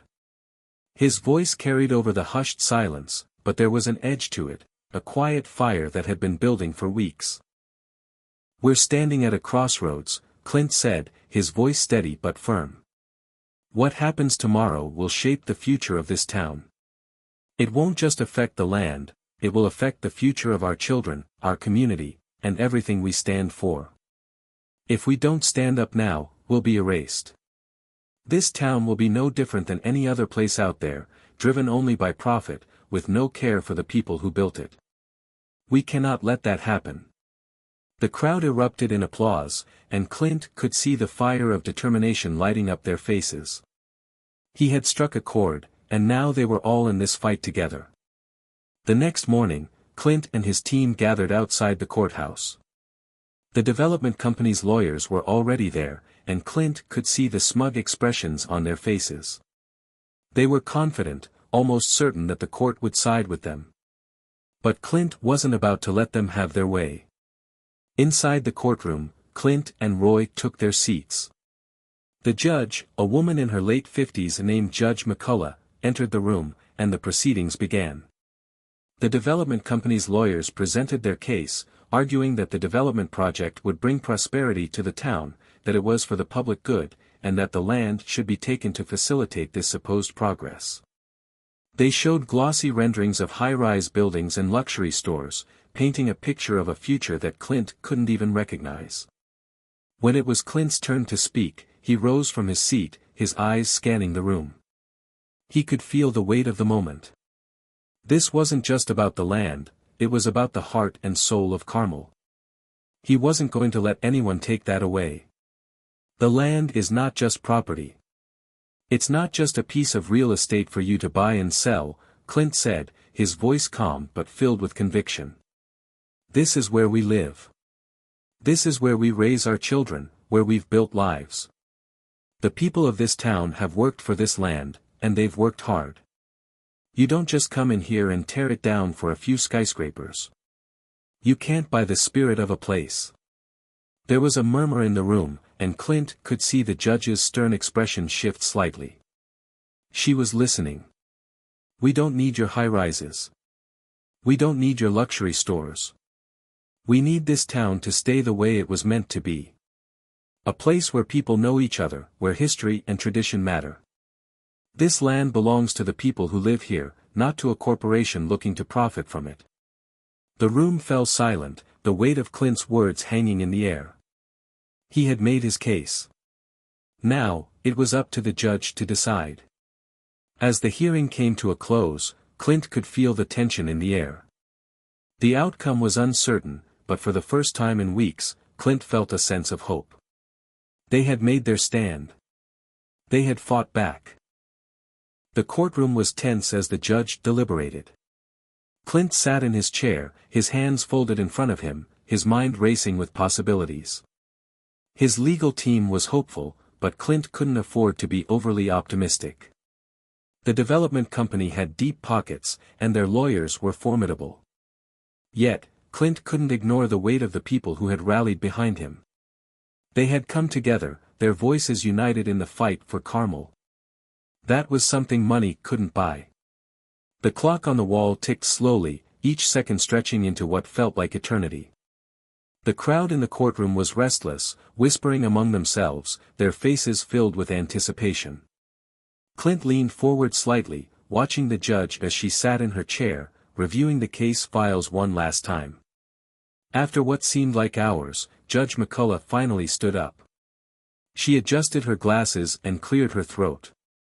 The court will now issue its decision, she said, her voice steady. Everyone in the room fell silent. The development company's lawyers sat with their arms crossed, confident in their victory. Clint's team, on the other hand, was on edge, waiting for the judge's ruling. Judge McCullough glanced at both sides before speaking again. This is a difficult decision, one that involves balancing the need for progress with the preservation of a community's history and character. The argument for eminent domain is strong in the context of public use, but this court must also consider the broader impact on the people who have called this town home for generations. Clint's heart pounded in his chest. The judge's words felt like they were suspended in time, each one carrying the weight of everything they had fought for. The court has reviewed the evidence, the arguments, and the testimonies, she continued. While the development project may indeed bring economic benefits, the town of Carmel is more than just a piece of land. It is a community with deep historical roots, and the people who live here have a right to determine their own future. Clint held his breath. Therefore, this court rules in favor of the people of Carmel. The development company's request to use eminent domain is denied. A wave of relief swept through Clint. He exhaled slowly, almost not believing what he had just heard. The crowd erupted into applause, and Clint's team exchanged high-fives and cheers. It wasn't just a legal victory, it was a moral one. They had stood their ground, and they had won. But even as the applause echoed through the courtroom, Clint couldn't help but feel a twinge of doubt. This wasn't the end. The development company wouldn't just give up, not after coming this far. He knew they would appeal, and they had the resources to drag this out for years. The fight wasn't over, it was only just beginning. As Clint walked out of the courtroom, his mind was already turning, thinking about the next step. The people had won this battle, but there were still more battles to fight. The town was still in danger, and the development company would stop at nothing to get what they wanted. Outside, the air was crisp, and the town of Carmel stretched out before him, its quaint streets, its historic buildings, and the sprawling hills that had always felt like home. Clint could see the people of the town gathered in the square, their faces filled with hope and pride. They had won this round, but Clint knew they couldn't relax just yet. As he walked toward the crowd, Ruth approached him, a wide grin on her face. "You did it, Clint. We did it." Clint smiled back, but there was a hardness in his eyes. "We've won this round, but it's far from over. We've got to keep fighting. The development company won't give up that easily." Ruth nodded, her smile fading slightly. "I know. But for today, we celebrate. We've made a stand, and we've won. That's something worth celebrating." Clint looked out over the town square, watching as people hugged each other and shared their excitement. It was a rare moment of victory, and it felt good. But the weight of what lay ahead still hung heavily on him. That evening, Clint gathered his team for a meeting at the local diner. They needed to plan their next move. As much as they had won in court, the development company wasn't going to let go of their plans without a fight. "We need to prepare for their appeal," Clint said as he sat down with Ruth, Roy, and a few of the other key supporters. "They won't take this lying down, and we need to be ready for whatever they throw at us." Roy, the lawyer, nodded. "The decision today was a big win, but we can't rest on our laurels.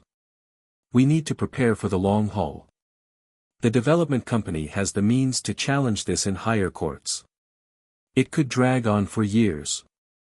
Clint leaned forward, his jaw set. "We've got to make sure the people stay engaged. They've shown they care, but we need to keep that momentum going. If they think this is over, we'll lose everything we've fought for." Ruth placed her hand on Clint's arm. "We've got their support, Clint. We've got the community behind us. As long as we stay united, we can keep the fight alive." Clint looked around the table at the determined faces of his team. This wasn't just about legal battles. This was about a town, a community, and the people who called it home. And Clint wasn't going to let anyone take that away from them. "We won this round," Clint said, his voice firm. "But we're not done yet. We'll fight until the end." The team nodded in agreement, ready to continue the fight. As Clint walked out of the diner later that night, he looked up at the stars above Carmel. The town was quiet, the streets empty, but Clint knew that the battle was far from over. The fight for Carmel was just beginning, and it would take everything he had to protect it. The next few weeks in Carmel were a rare moment of peace, an unexpected calm after the storm of the courtroom battle. For Clint, however, the victory felt like a brief respite rather than a final triumph. He spent most of his days reflecting on what had transpired and preparing for what lay ahead. The people of the town were still riding the high of the court's decision, but Clint knew better than anyone that the battle was far from over. The development company wasn't the type to back down easily, and their appeal would come soon enough. Clint made his rounds around town, visiting local businesses and checking in with his neighbors. The people were hopeful, their spirits lifted by the court's ruling, but Clint could see the underlying anxiety in their eyes. Everyone knew that this wasn't the end, it was just a brief victory in a much larger war. One particular afternoon, Clint found himself sitting in the local cafe with Ruth, talking over coffee. She had been one of the most vocal supporters throughout the whole ordeal, and now, she was just as determined to keep the momentum going. "Do you think they'll actually follow through with the appeal?" Ruth asked, stirring her coffee thoughtfully. Clint took a deep breath, his fingers tapping on the edge of his cup. "They're going to do everything they can to get this land. They've invested too much money into it. If they lose here, they're going to take it to a higher court, maybe even federal court. They've got the resources and the connections. We can't underestimate them." Ruth nodded, a frown tugging at the corners of her mouth. "I just don't want to see all of us go through this again.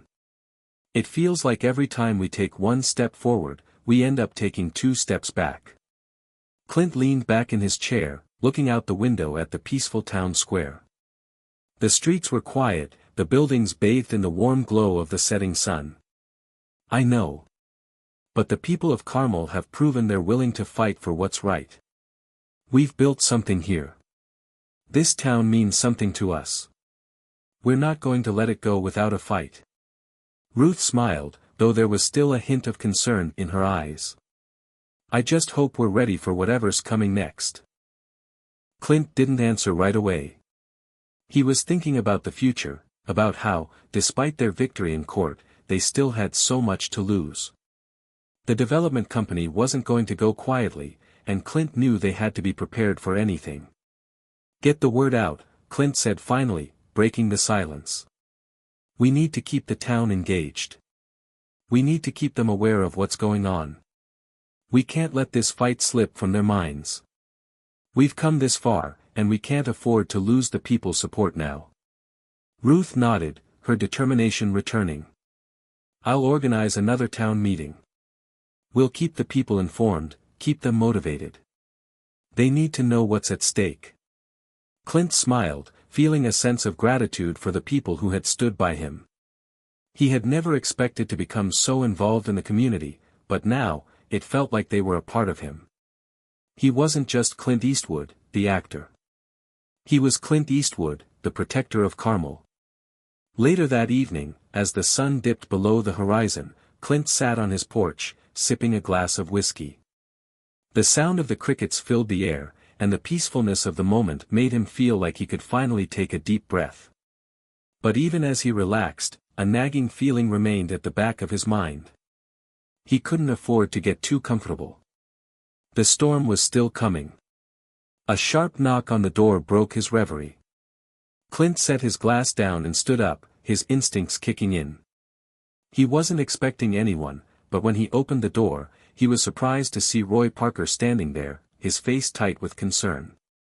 "Clint," Roy said, his voice low. "We've got trouble." Clint's heart skipped a beat. "What's happened?" Roy stepped inside, glancing around as if checking for anyone nearby. "The development companies filed their appeal. It's official. They're taking this to the next level." Clint's stomach sank. "I knew it was coming. What's their argument this time?" Roy sighed and sat down. "They're claiming that the economic impact of the project is too significant for the town to ignore. They're pushing the idea that the future of the town depends on this development. They've got new experts on their side now, economists, urban planners, the whole 9 yards." Clint shook his head, his grip tightening on the back of his chair. "They're not going to give up, are they?" "No," Roy said flatly. "This is just the beginning. The higher courts will likely take their appeal seriously. We've got to prepare for a long legal battle. And we need to be ready to counter their arguments with everything we've got." Clint exhaled slowly, his thoughts racing. The peaceful days of post-victory were gone in an instant. The fight was far from over. In fact, it was about to escalate. "We'll need to get the town involved again," Clint said, his mind already working. "We need more than just legal arguments. We need the people to understand what's at stake. If we can rally the town behind us once more, maybe we can turn the tide in our favor." Roy nodded. "I agree. The people are the key. If we can keep them united, we've got a shot." Clint stood up and walked to the window, looking out over the town once more. The sky was now dark, and the streets were quiet, but Clint could feel the tension rising. He had to prepare the people for what was coming, because this time, the stakes were even higher. If the development company won this round, it could mean the end of Carmel as they knew it. The battle was far from over, and Clint wasn't going to back down. Not now. Not ever. The days following the news of the development company's appeal felt like a whirlwind. Clint knew that the battle for Carmel was now entering a new phase, one that would demand more than just legal strategies. This was going to require a full community effort, something that would rally not just the people of Carmel, but the larger public as well. If they were going to win this fight, they needed to be united, strong, and unyielding. Clint had always been good at keeping his emotions in check, but this time, he felt the weight of responsibility pressing down on him harder than ever before. He wasn't just fighting for his own interests. He was fighting for every person in Carmel, for the future of a town that had become a part of him in ways he never expected. The stakes had never been higher. That evening, Clint stood before a crowd at the Carmel Community Center. Ruth had helped organize a town meeting to inform everyone about the appeal and what would come next. The room was packed, standing room only, in fact. People had come from all corners of town, their faces a mix of hope, anxiety, and determination. The air was thick with anticipation. Clint stood at the podium, the room silent as everyone waited for him to speak. He glanced around at the familiar faces in the crowd, families, small business owners, and old friends, everyone who had supported him and the cause from the very beginning. They were all here, united by one common goal, to save their town. "Thank you all for coming," Clint began, his voice steady, but with a sense of urgency that made the crowd lean in closer.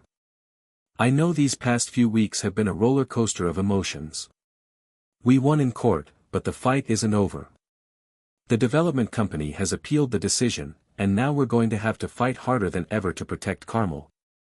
The room shifted, murmurs spreading throughout the crowd. Clint raised a hand to silence them, his gaze steady. "This isn't just about saving a piece of land," he continued. "This is about preserving the heart of this town. We've worked too hard, and we've come too far to let it all slip away now. The development company has the money, they have the power, and they have the lawyers. But we have something they don't." He paused, letting his words sink in. The crowd waited in silence, hanging on every word. "We have each other," Clint said firmly. "We have the people of Carmel. We have the strength of a community that refuses to be silenced. And if we stand together, we will not lose." The room erupted into applause. Clint could see the fire in their eyes, the same fire that had ignited their passion in the courtroom. They weren't going to back down. "We've been through a lot already, but we can't stop now," Clint continued, his voice growing stronger with every word.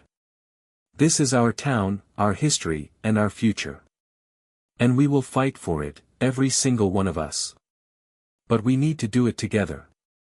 Clint looked out at the crowd, his heart swelling with pride. He had always believed in the power of the people, but now, more than ever, he could see just how much they believed in themselves.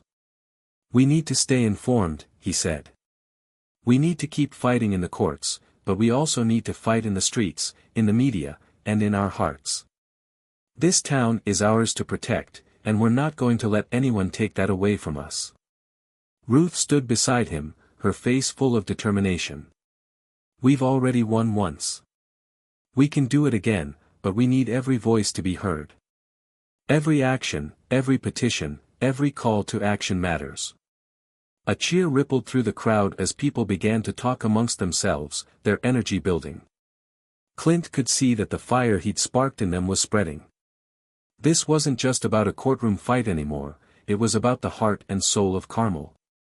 As the meeting continued, Clint spoke with several members of the town, listening to their concerns and offering encouragement. There was no doubt in his mind now, Carmel wasn't just a town. It was a family. And no matter how powerful the opposition, the people would never stop fighting for their home. The next few days were a whirlwind of activity. The campaign to protect Carmel had taken on a life of its own. People were making signs, organizing protests, writing letters to the media, and calling their elected officials.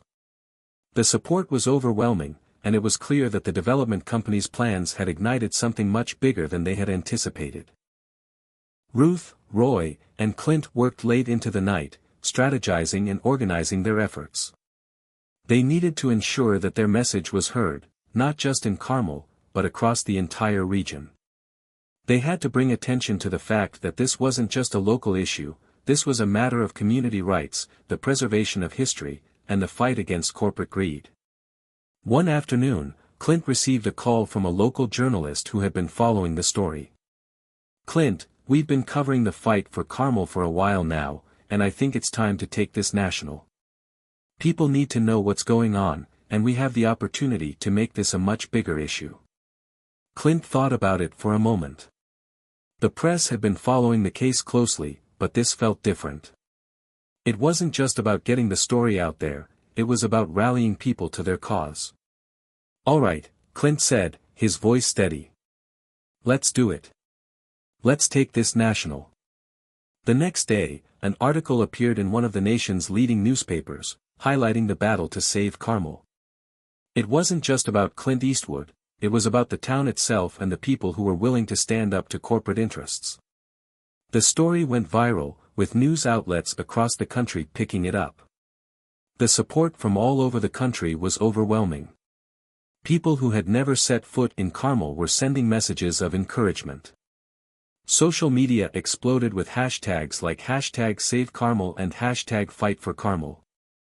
It was clear that this fight had become much larger than Clint or anyone else could have imagined. It was no longer just a local issue, it was a movement. But Clint knew that as the national spotlight turned on Carmel, so did the pressure. The development company would now have to answer not just to the courts, but to the public. The eyes of the nation were on them, and that meant they couldn't afford to lose. As Clint watched the story unfold, he felt the weight of the fight bearing down on him once again. There was no going back now. The people of Carmel had spoken, and they were ready for whatever came next. The rallying cry had been heard. And now, it was time to finish what they had started. The days after the national media coverage were a blur. The phone never stopped ringing, emails flooded Clint's inbox, and news crews descended on Carmel in droves. The story of a small town fighting back against a powerful corporation had captured the hearts of people across the nation. Social media campaigns spread like wildfire, and celebrities from all walks of life showed their support for Carmel's cause. What began as a local dispute was now the symbol of grassroots resistance, a beacon for anyone who had ever fought for what was right against overwhelming odds. Yet, despite the swell of public support, Clint knew the real battle was far from over. The development company had only grown more determined in the face of such overwhelming resistance. Their legal team was working around the clock, preparing their arguments for the next phase of the legal battle. And behind the scenes, the pressure was mounting. The higher courts were set to hear the appeal soon, and everything would come to a head in a matter of weeks. Clint found himself spending more and more time at his office, trying to figure out the best way to capitalize on the public momentum while also preparing for the legal fight ahead. Ruth, Roy, and the other town leaders were with him every step of the way, planning strategies, managing press, and ensuring that the people of Carmel stayed engaged. It was during one of these long, tense nights that Clint received a call from an old friend, David Turner, a well-known lawyer who had been following the case from the very beginning. "Clint," David said, his voice heavy with concern. I've been looking over the legal documents for the appeal. I have to be honest with you. Their arguments are stronger than I expected. They've got expert witnesses lined up, economists, urban planners. They're all going to argue that this development is not just a good idea, but a necessity for Carmel's future. Clint's stomach tightened. He had known this moment was coming, but hearing it from David brought the gravity of the situation crashing down. So, what does that mean for us? Clint asked, trying to steady his voice. It means we're going to need more than just public opinion. We need facts, solid arguments that show how this development will destroy the character of Carmel. We need experts of our own, people who can testify to the negative impact this development will have on the environment, the economy, and the culture of the town. Clint rubbed his forehead, feeling the weight of the world on his shoulders. I've got the people, I've got the passion, but what we need now are the experts. Do you know anyone who can help us? David paused. I do. There's a group of environmental consultants I've worked with in the past. They've worked on similar cases, and they've got the expertise we need. They'll be able to provide the evidence we need to make a solid case against the development. Clint didn't hesitate. Get them on board. Whatever it takes.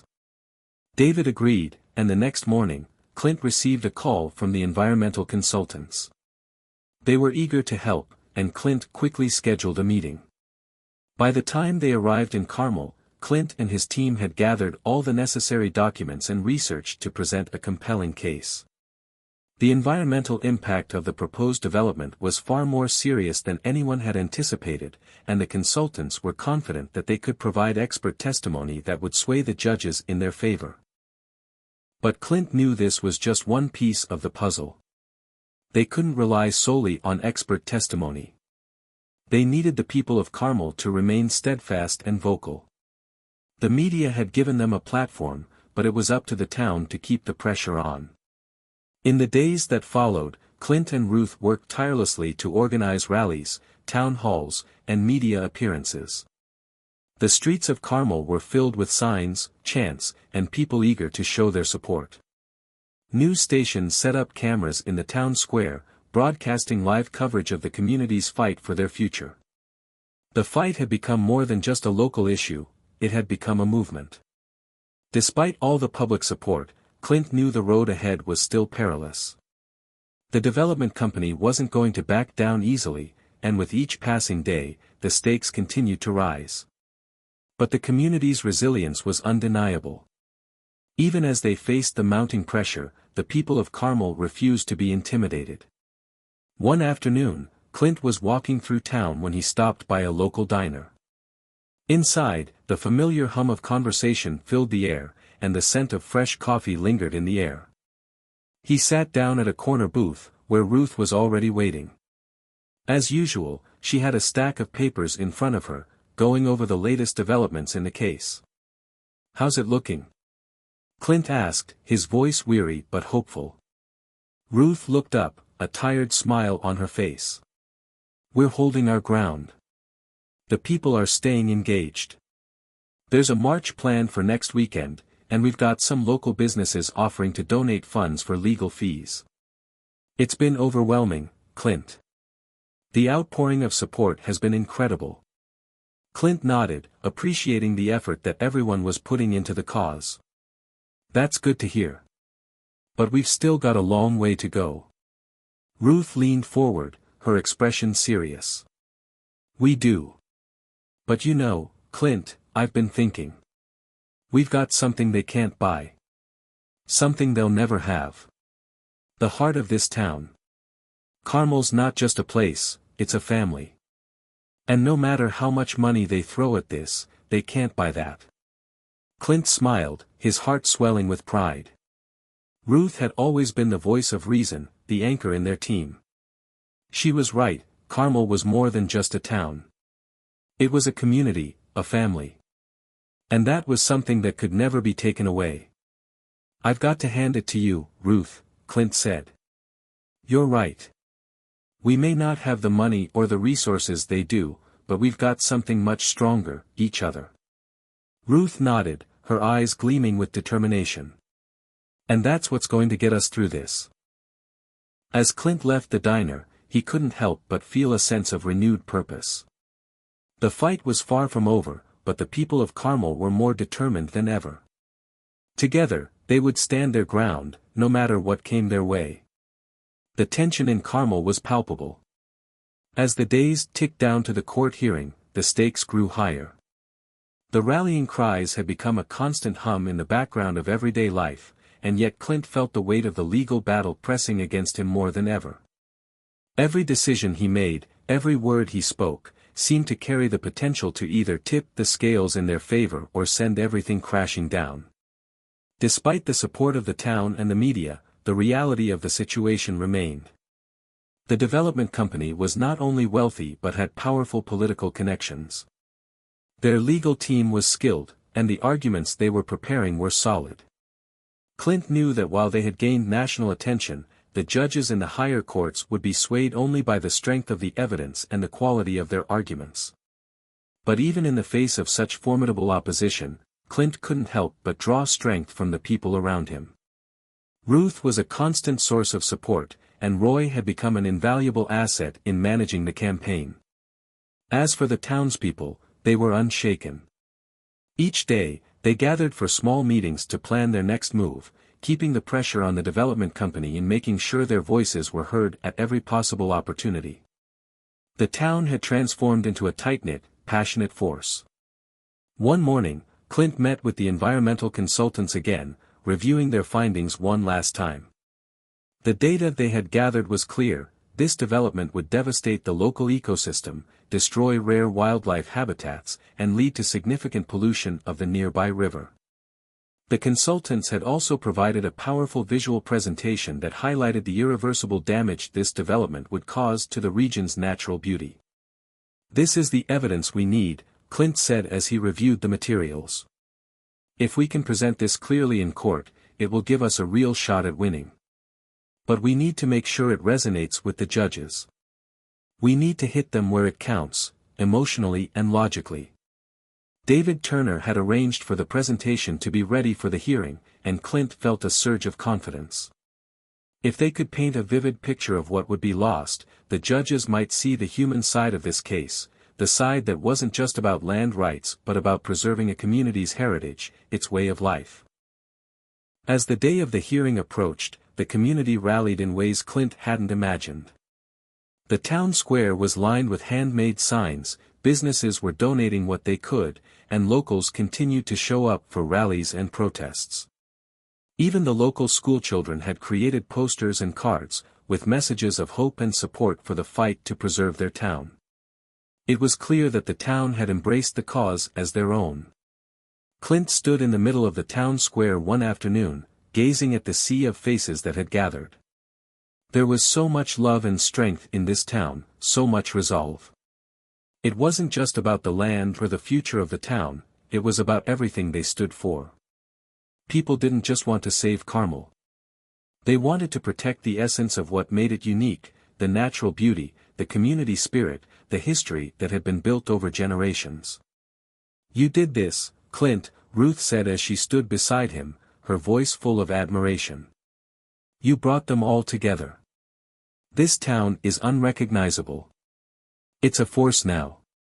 Clint smiled, though a part of him still struggled with the weight of the upcoming hearing. "They did this. It's all of them. All I did was spark the flame. They're the ones who've kept it burning." He turned to look at the crowd again. Some of the faces were familiar, but others were new, people who had never been involved in the town's issues before, but who now stood united for a common cause. As Clint walked through the crowd, shaking hands and thanking people for their support, he was approached by an older woman he didn't recognize. She smiled warmly and reached out to shake his hand. "You're Clint Eastwood, aren't you?" she asked. "I just wanted to say thank you. My husband and I moved to Carmel a few years ago, and we've never felt so at home. This town has such heart, such character. What you're doing, what you've done, it's inspiring." Clint was taken aback. "Thank you," he said, genuinely touched. We're just trying to protect what we have here. The woman nodded. You've done more than that. You've shown us all that we have a voice. That we can fight. And we're going to win. I just know it. Clint nodded, a sense of quiet determination welling up inside him. It was moments like this that reminded him why the fight mattered. It wasn't just about winning or losing, it was about standing up for what was right, for preserving the things that made life worth living. The day of the hearing arrived, and the courtroom was filled with people. Clint, Ruth, Roy, and the town leaders sat at the front, surrounded by their legal team. The energy in the room was thick with anticipation, the air tense as the judge walked in and took his seat. The development company's lawyers were already prepared, exuding confidence, their arguments ready. They presented their case, speaking with polished authority about the economic benefits of the development, how it would provide jobs, boost the local economy, and revitalize a town that had been stagnating for years. The developers were careful to present themselves as benevolent, offering a solution that would benefit everyone. But when it was Clint's turn to speak, the room grew quiet. He had always been good at commanding attention, and today was no different. He stood and addressed the court, his voice calm but resolute. Your Honor, he began, I'm not here to argue the economic merits of this development. What I'm here to speak about is the heart of this town, the people, the land, the history that binds us together. You see, Carmel is more than just a place. It's a home. It's a community that has stood for generations. It's a town where people care about each other, where history is respected, and where nature still thrives. He paused for a moment, letting his words hang in the air. Then he continued, his voice gaining strength. If we allow this development to go forward, we're not just losing land. We're losing everything that makes Carmel special. The people of this town have fought for years to preserve what we have here, and we won't let it be taken away. This isn't just about us. It's about future generations. We have a duty to protect what's ours, and we will fight for it with everything we have. As he finished, Clint could feel the weight of the room's attention on him. He had spoken from the heart, and for a moment, there was a silence, an understanding that the decision before them was not just about law but about legacy. The courtroom was eerily quiet. It felt as though time itself had come to a standstill. The judge, a stern-faced man in his early 50s, sat at the bench, his gavel resting in front of him. His expression remained unreadable, but Clint could sense the weight of the decision he was about to make. The entire future of Carmel rested in this moment. Clint shifted in his seat, his heart beating fast as he looked around the room. Ruth was sitting beside him, her hand resting gently on his arm, offering silent support. Roy and the rest of the town leaders were present, their eyes focused on the proceedings. The environmental consultants, who had worked tirelessly to gather evidence, sat at the back of the courtroom, ready to testify if needed. The development company's team had finished presenting their case, and now it was time for Clint and his team to make their final arguments. Clint had given everything he had to this moment. He had fought not only for the land but for the soul of Carmel. He had seen firsthand how much this town meant to its people, and now it was up to the judge to decide if that meant anything in the eyes of the law. The judge cleared his throat and looked down at the paperwork in front of him. Mr. Eastwood, he said, his voice low but firm. You may present your closing remarks. Clint stood slowly, his legs a little shaky but his resolve unshaken. This was it, the moment that would either save Carmel or change it forever. He took a deep breath, glanced at Ruth, and then turned to face the judge and the court. Your Honor, Clint began, his voice steady and clear, we've heard a lot about the economic benefits of this development, about how it will bring jobs, increase revenue, and revitalize a town that's been in decline. But I ask you this, at what cost? The developers may talk about progress, but progress at the expense of what makes a community unique is not progress at all. Clint paused, letting the weight of his words settle in. He looked around the courtroom, meeting the eyes of the judge and then the attorneys from the development company. Carmel is not just a piece of land to be sold. It's a place where families have lived for generations, where traditions are passed down, and where people care about the environment, about each other, and about preserving the history of this town. He felt the crowd's energy, he could see the nods of agreement from the townspeople, the quiet murmurs of support. It was as though their shared hope was infusing him with the strength he needed to finish. This fight has never been about keeping Carmel frozen in time, Clint continued. It's about ensuring that whatever happens to this land, it happens in a way that respects what came before and what will come after. Our children and grandchildren deserve to grow up in a place that still has the beauty, the history, and the sense of community that we fought so hard to protect. Clint looked down at his hands, clasped tightly in front of him, and then back up at the judge. Your Honor, we are not asking for handouts. We are not asking for special treatment. We are simply asking for the right to protect our home, to make sure that any change we embrace doesn't erase what's been built over decades. He paused for a long moment, his heart racing. The room was silent, all eyes on him. Clint could feel the gravity of the moment settling in, and he knew there was no turning back. He had said everything he needed to say, and now it was in the judge's hands. With a deep breath, Clint took a step back and nodded to the judge. Thank you, Your Honor. The judge didn't immediately respond. Instead, he sat there, his hands folded in front of him, deep in thought. The minutes felt like hours as Clint waited, the tension building with every passing second.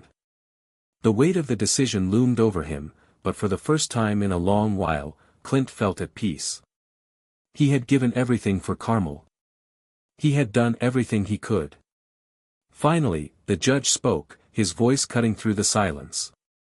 This is a difficult case, he said, his tone even. Both sides have presented compelling arguments, and the facts are not clear-cut. However, what stands out to me is the sense of community and the deep emotional connection that the people of Carmel have to their town. It is not just a place, it is a part of who they are. Clint held his breath. He could feel the collective anticipation of the room, the tension hanging in the air like a heavy mist. Therefore, the judge continued, I am granting an injunction to halt the development of the proposed project until further review. I believe that this case warrants further investigation, particularly in regards to the environmental impact and the long-term effects on the community. A wave of relief washed over Clint, and the courtroom erupted into quiet murmurs of approval. His heart swelled as he looked around at the faces of the townspeople, who were all holding their breath. Ruth squeezed his hand, her face lit up with a mixture of disbelief and joy. The development company's lawyers, however, were visibly stunned. They exchanged quick, whispered words, clearly shocked by the judge's decision. One of the attorneys stood up, attempting to speak, but the judge raised a hand, signaling him to remain seated. This is a temporary injunction, not a final ruling, the judge clarified. The court will reconvene in several months to determine whether the development should proceed or if additional measures need to be taken. In the meantime, I encourage both sides to continue discussions and work toward a resolution that respects the interests of both the community and the developers. Clint felt the tension in the room ease, but he knew the battle was far from over. The judge had made a significant decision, but it was only a temporary victory. The developers would not give up easily, and this fight would continue. However, for the moment, the people of Carmel had won a crucial battle. As Clint walked out of the courtroom, the sunlight outside seemed brighter, as though the town itself had exhaled a collective sigh of relief. The streets were filled with people, all gathered to hear the outcome of the hearing. When they saw Clint emerge, a cheer erupted from the crowd. The town had won, at least for now. Clint stood on the steps of the courthouse, raising his hands to acknowledge the cheers. He wasn't one for speeches or grand gestures, but today, he felt a deep sense of gratitude for the people around him. Today is not the end of our fight, Clint said, his voice carrying over the crowd. But it is a victory for the people of Carmel, for our future, and for everything we hold dear. We've shown that when we stand together, we can make a difference. And we will continue to fight, not just for this town, but for the future we believe in. The crowd erupted into applause, and Clint felt the weight of the moment. The fight was far from over, but they had won a significant victory. And for the people of Carmel, that was enough, for now. The days after the court's ruling were a blur of activity. The town of Carmel was buzzing with a new energy, a mix of relief, determination, and hope. Clint could feel it in the air as he walked down the streets, greeted by familiar faces, each one smiling with gratitude. For now, the battle had been won, but Clint knew this was only a temporary reprieve. The developers were still a powerful force, and the war was far from over. Ruth had become Clint's anchor through it all. After the ruling, she had insisted they take some time to regroup and reflect. But Clint knew it wasn't over. The developers would appeal. The injunction was just a small victory, and the next stage of the fight would be even harder. He couldn't afford to let his guard down now. In the weeks that followed, the development company wasted no time in filing an appeal. Their legal team was as formidable as ever, and Clint had expected nothing less.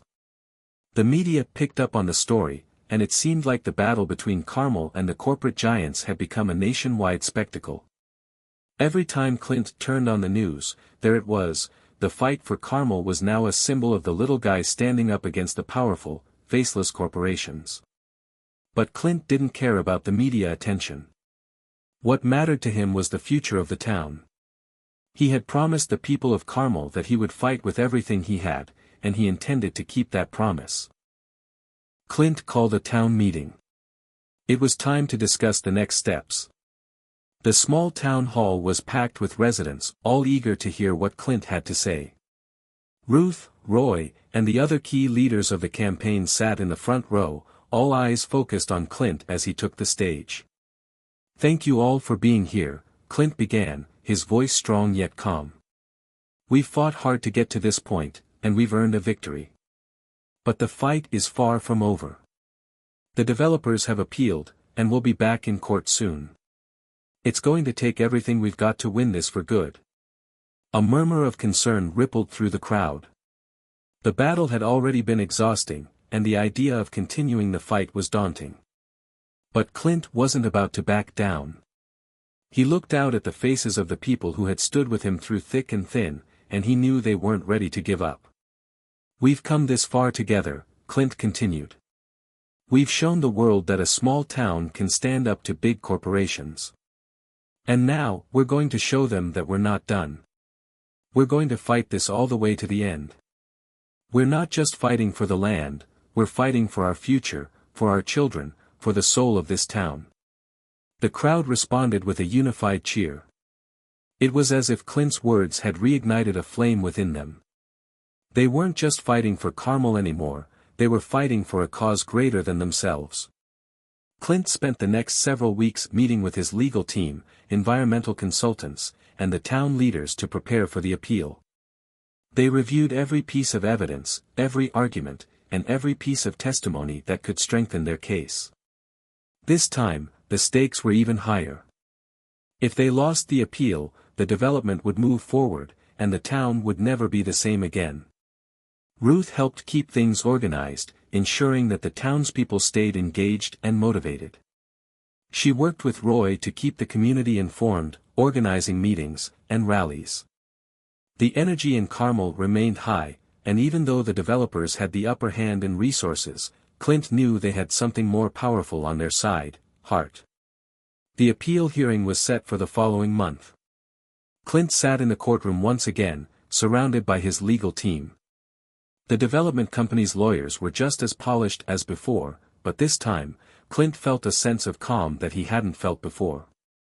He knew they had put everything into this fight, and now it was up to the court to decide. The room was tense as the judge entered and the proceedings began. Both sides made their arguments, and once again, Clint's legal team presented the evidence, detailing the irreversible damage the development would cause, both to the environment and to the town's way of life. The consultants were called to testify, painting a vivid picture of what would be lost if the development were allowed to proceed. Clint watched the judge carefully. He knew that while the case was strong, the real challenge would be convincing the judge to take the emotional and community-based arguments into account. The developers had focused heavily on the economic benefits, but Clint knew that this case wasn't just about money, it was about something far more significant. When it was Clint's turn to speak, he rose to his feet, his heart steady and his resolve unwavering. "Your Honor," Clint began, his voice calm but impassioned. "This is not just a case about land or money. This is about a community, a group of people who have spent generations building something that is worth protecting. Carmel is not a commodity. It's not just a plot of land for sale. It's a place where families have lived, loved, and grown. It's a place that people call home." He paused for a moment, looking around at the faces of his legal team, his townspeople, and the opposing side. "We understand that change is inevitable, and we are not against progress. But progress does not have to come at the cost of what makes a place like Carmel special. We are asking the court to consider what is truly at stake here, what is worth saving." Clint felt the weight of his words, but there was no doubt in his mind. This was the fight of his life. And it was a fight worth winning. The weeks following the hearing were excruciating. Clint could feel the pressure building with each passing day. The town was on edge, waiting for the judge's decision. It wasn't just about them anymore, it was about the future of the community. People continued to rally, showing their unwavering support, but the fear of losing was always there, lurking in the background. Then, one fateful morning, the call came. Clint's phone rang early, the number unfamiliar. He picked up the receiver, his heart racing. "Mr. Eastwood?" a voice on the other end asked. "This is Judge Harrison's office. The decision has been made." Clint held his breath. "The court has ruled in your favor," the voice continued. "The injunction stands. The development project will not proceed. The developers will have to find an alternative solution." Clint's mind went blank for a moment. Then, the reality of the words hit him like a wave. They had won. For now, and possibly for good. A cheer erupted from the other side of the room, where Ruth had been anxiously waiting. She had been on the phone with Clint's legal team, too. Roy and the others burst into the room, their faces lit with joy. "We did it, Clint!" Ruth exclaimed, rushing to him with a smile that could light up the entire town. Clint looked around at the faces of the people who had stood by him, who had fought with him every step of the way. "We did it together," he said, his voice full of gratitude and relief. The town of Carmel had won. They had saved their home, their future, and their way of life. As Clint stood outside the courthouse that day, the weight of the past months finally lifted. He had fought for something he believed in, something bigger than himself. And while there were still challenges ahead, he knew that Carmel had been changed forever. The fight for this small town had proven that anything was possible when people came together for a common cause. For Clint, the victory wasn't just about keeping Carmel the way it was about preserving the spirit of the town, the heart of its community, and the legacy that would continue to thrive for generations to come. Hit subscribe and leave a comment with where you're watching from.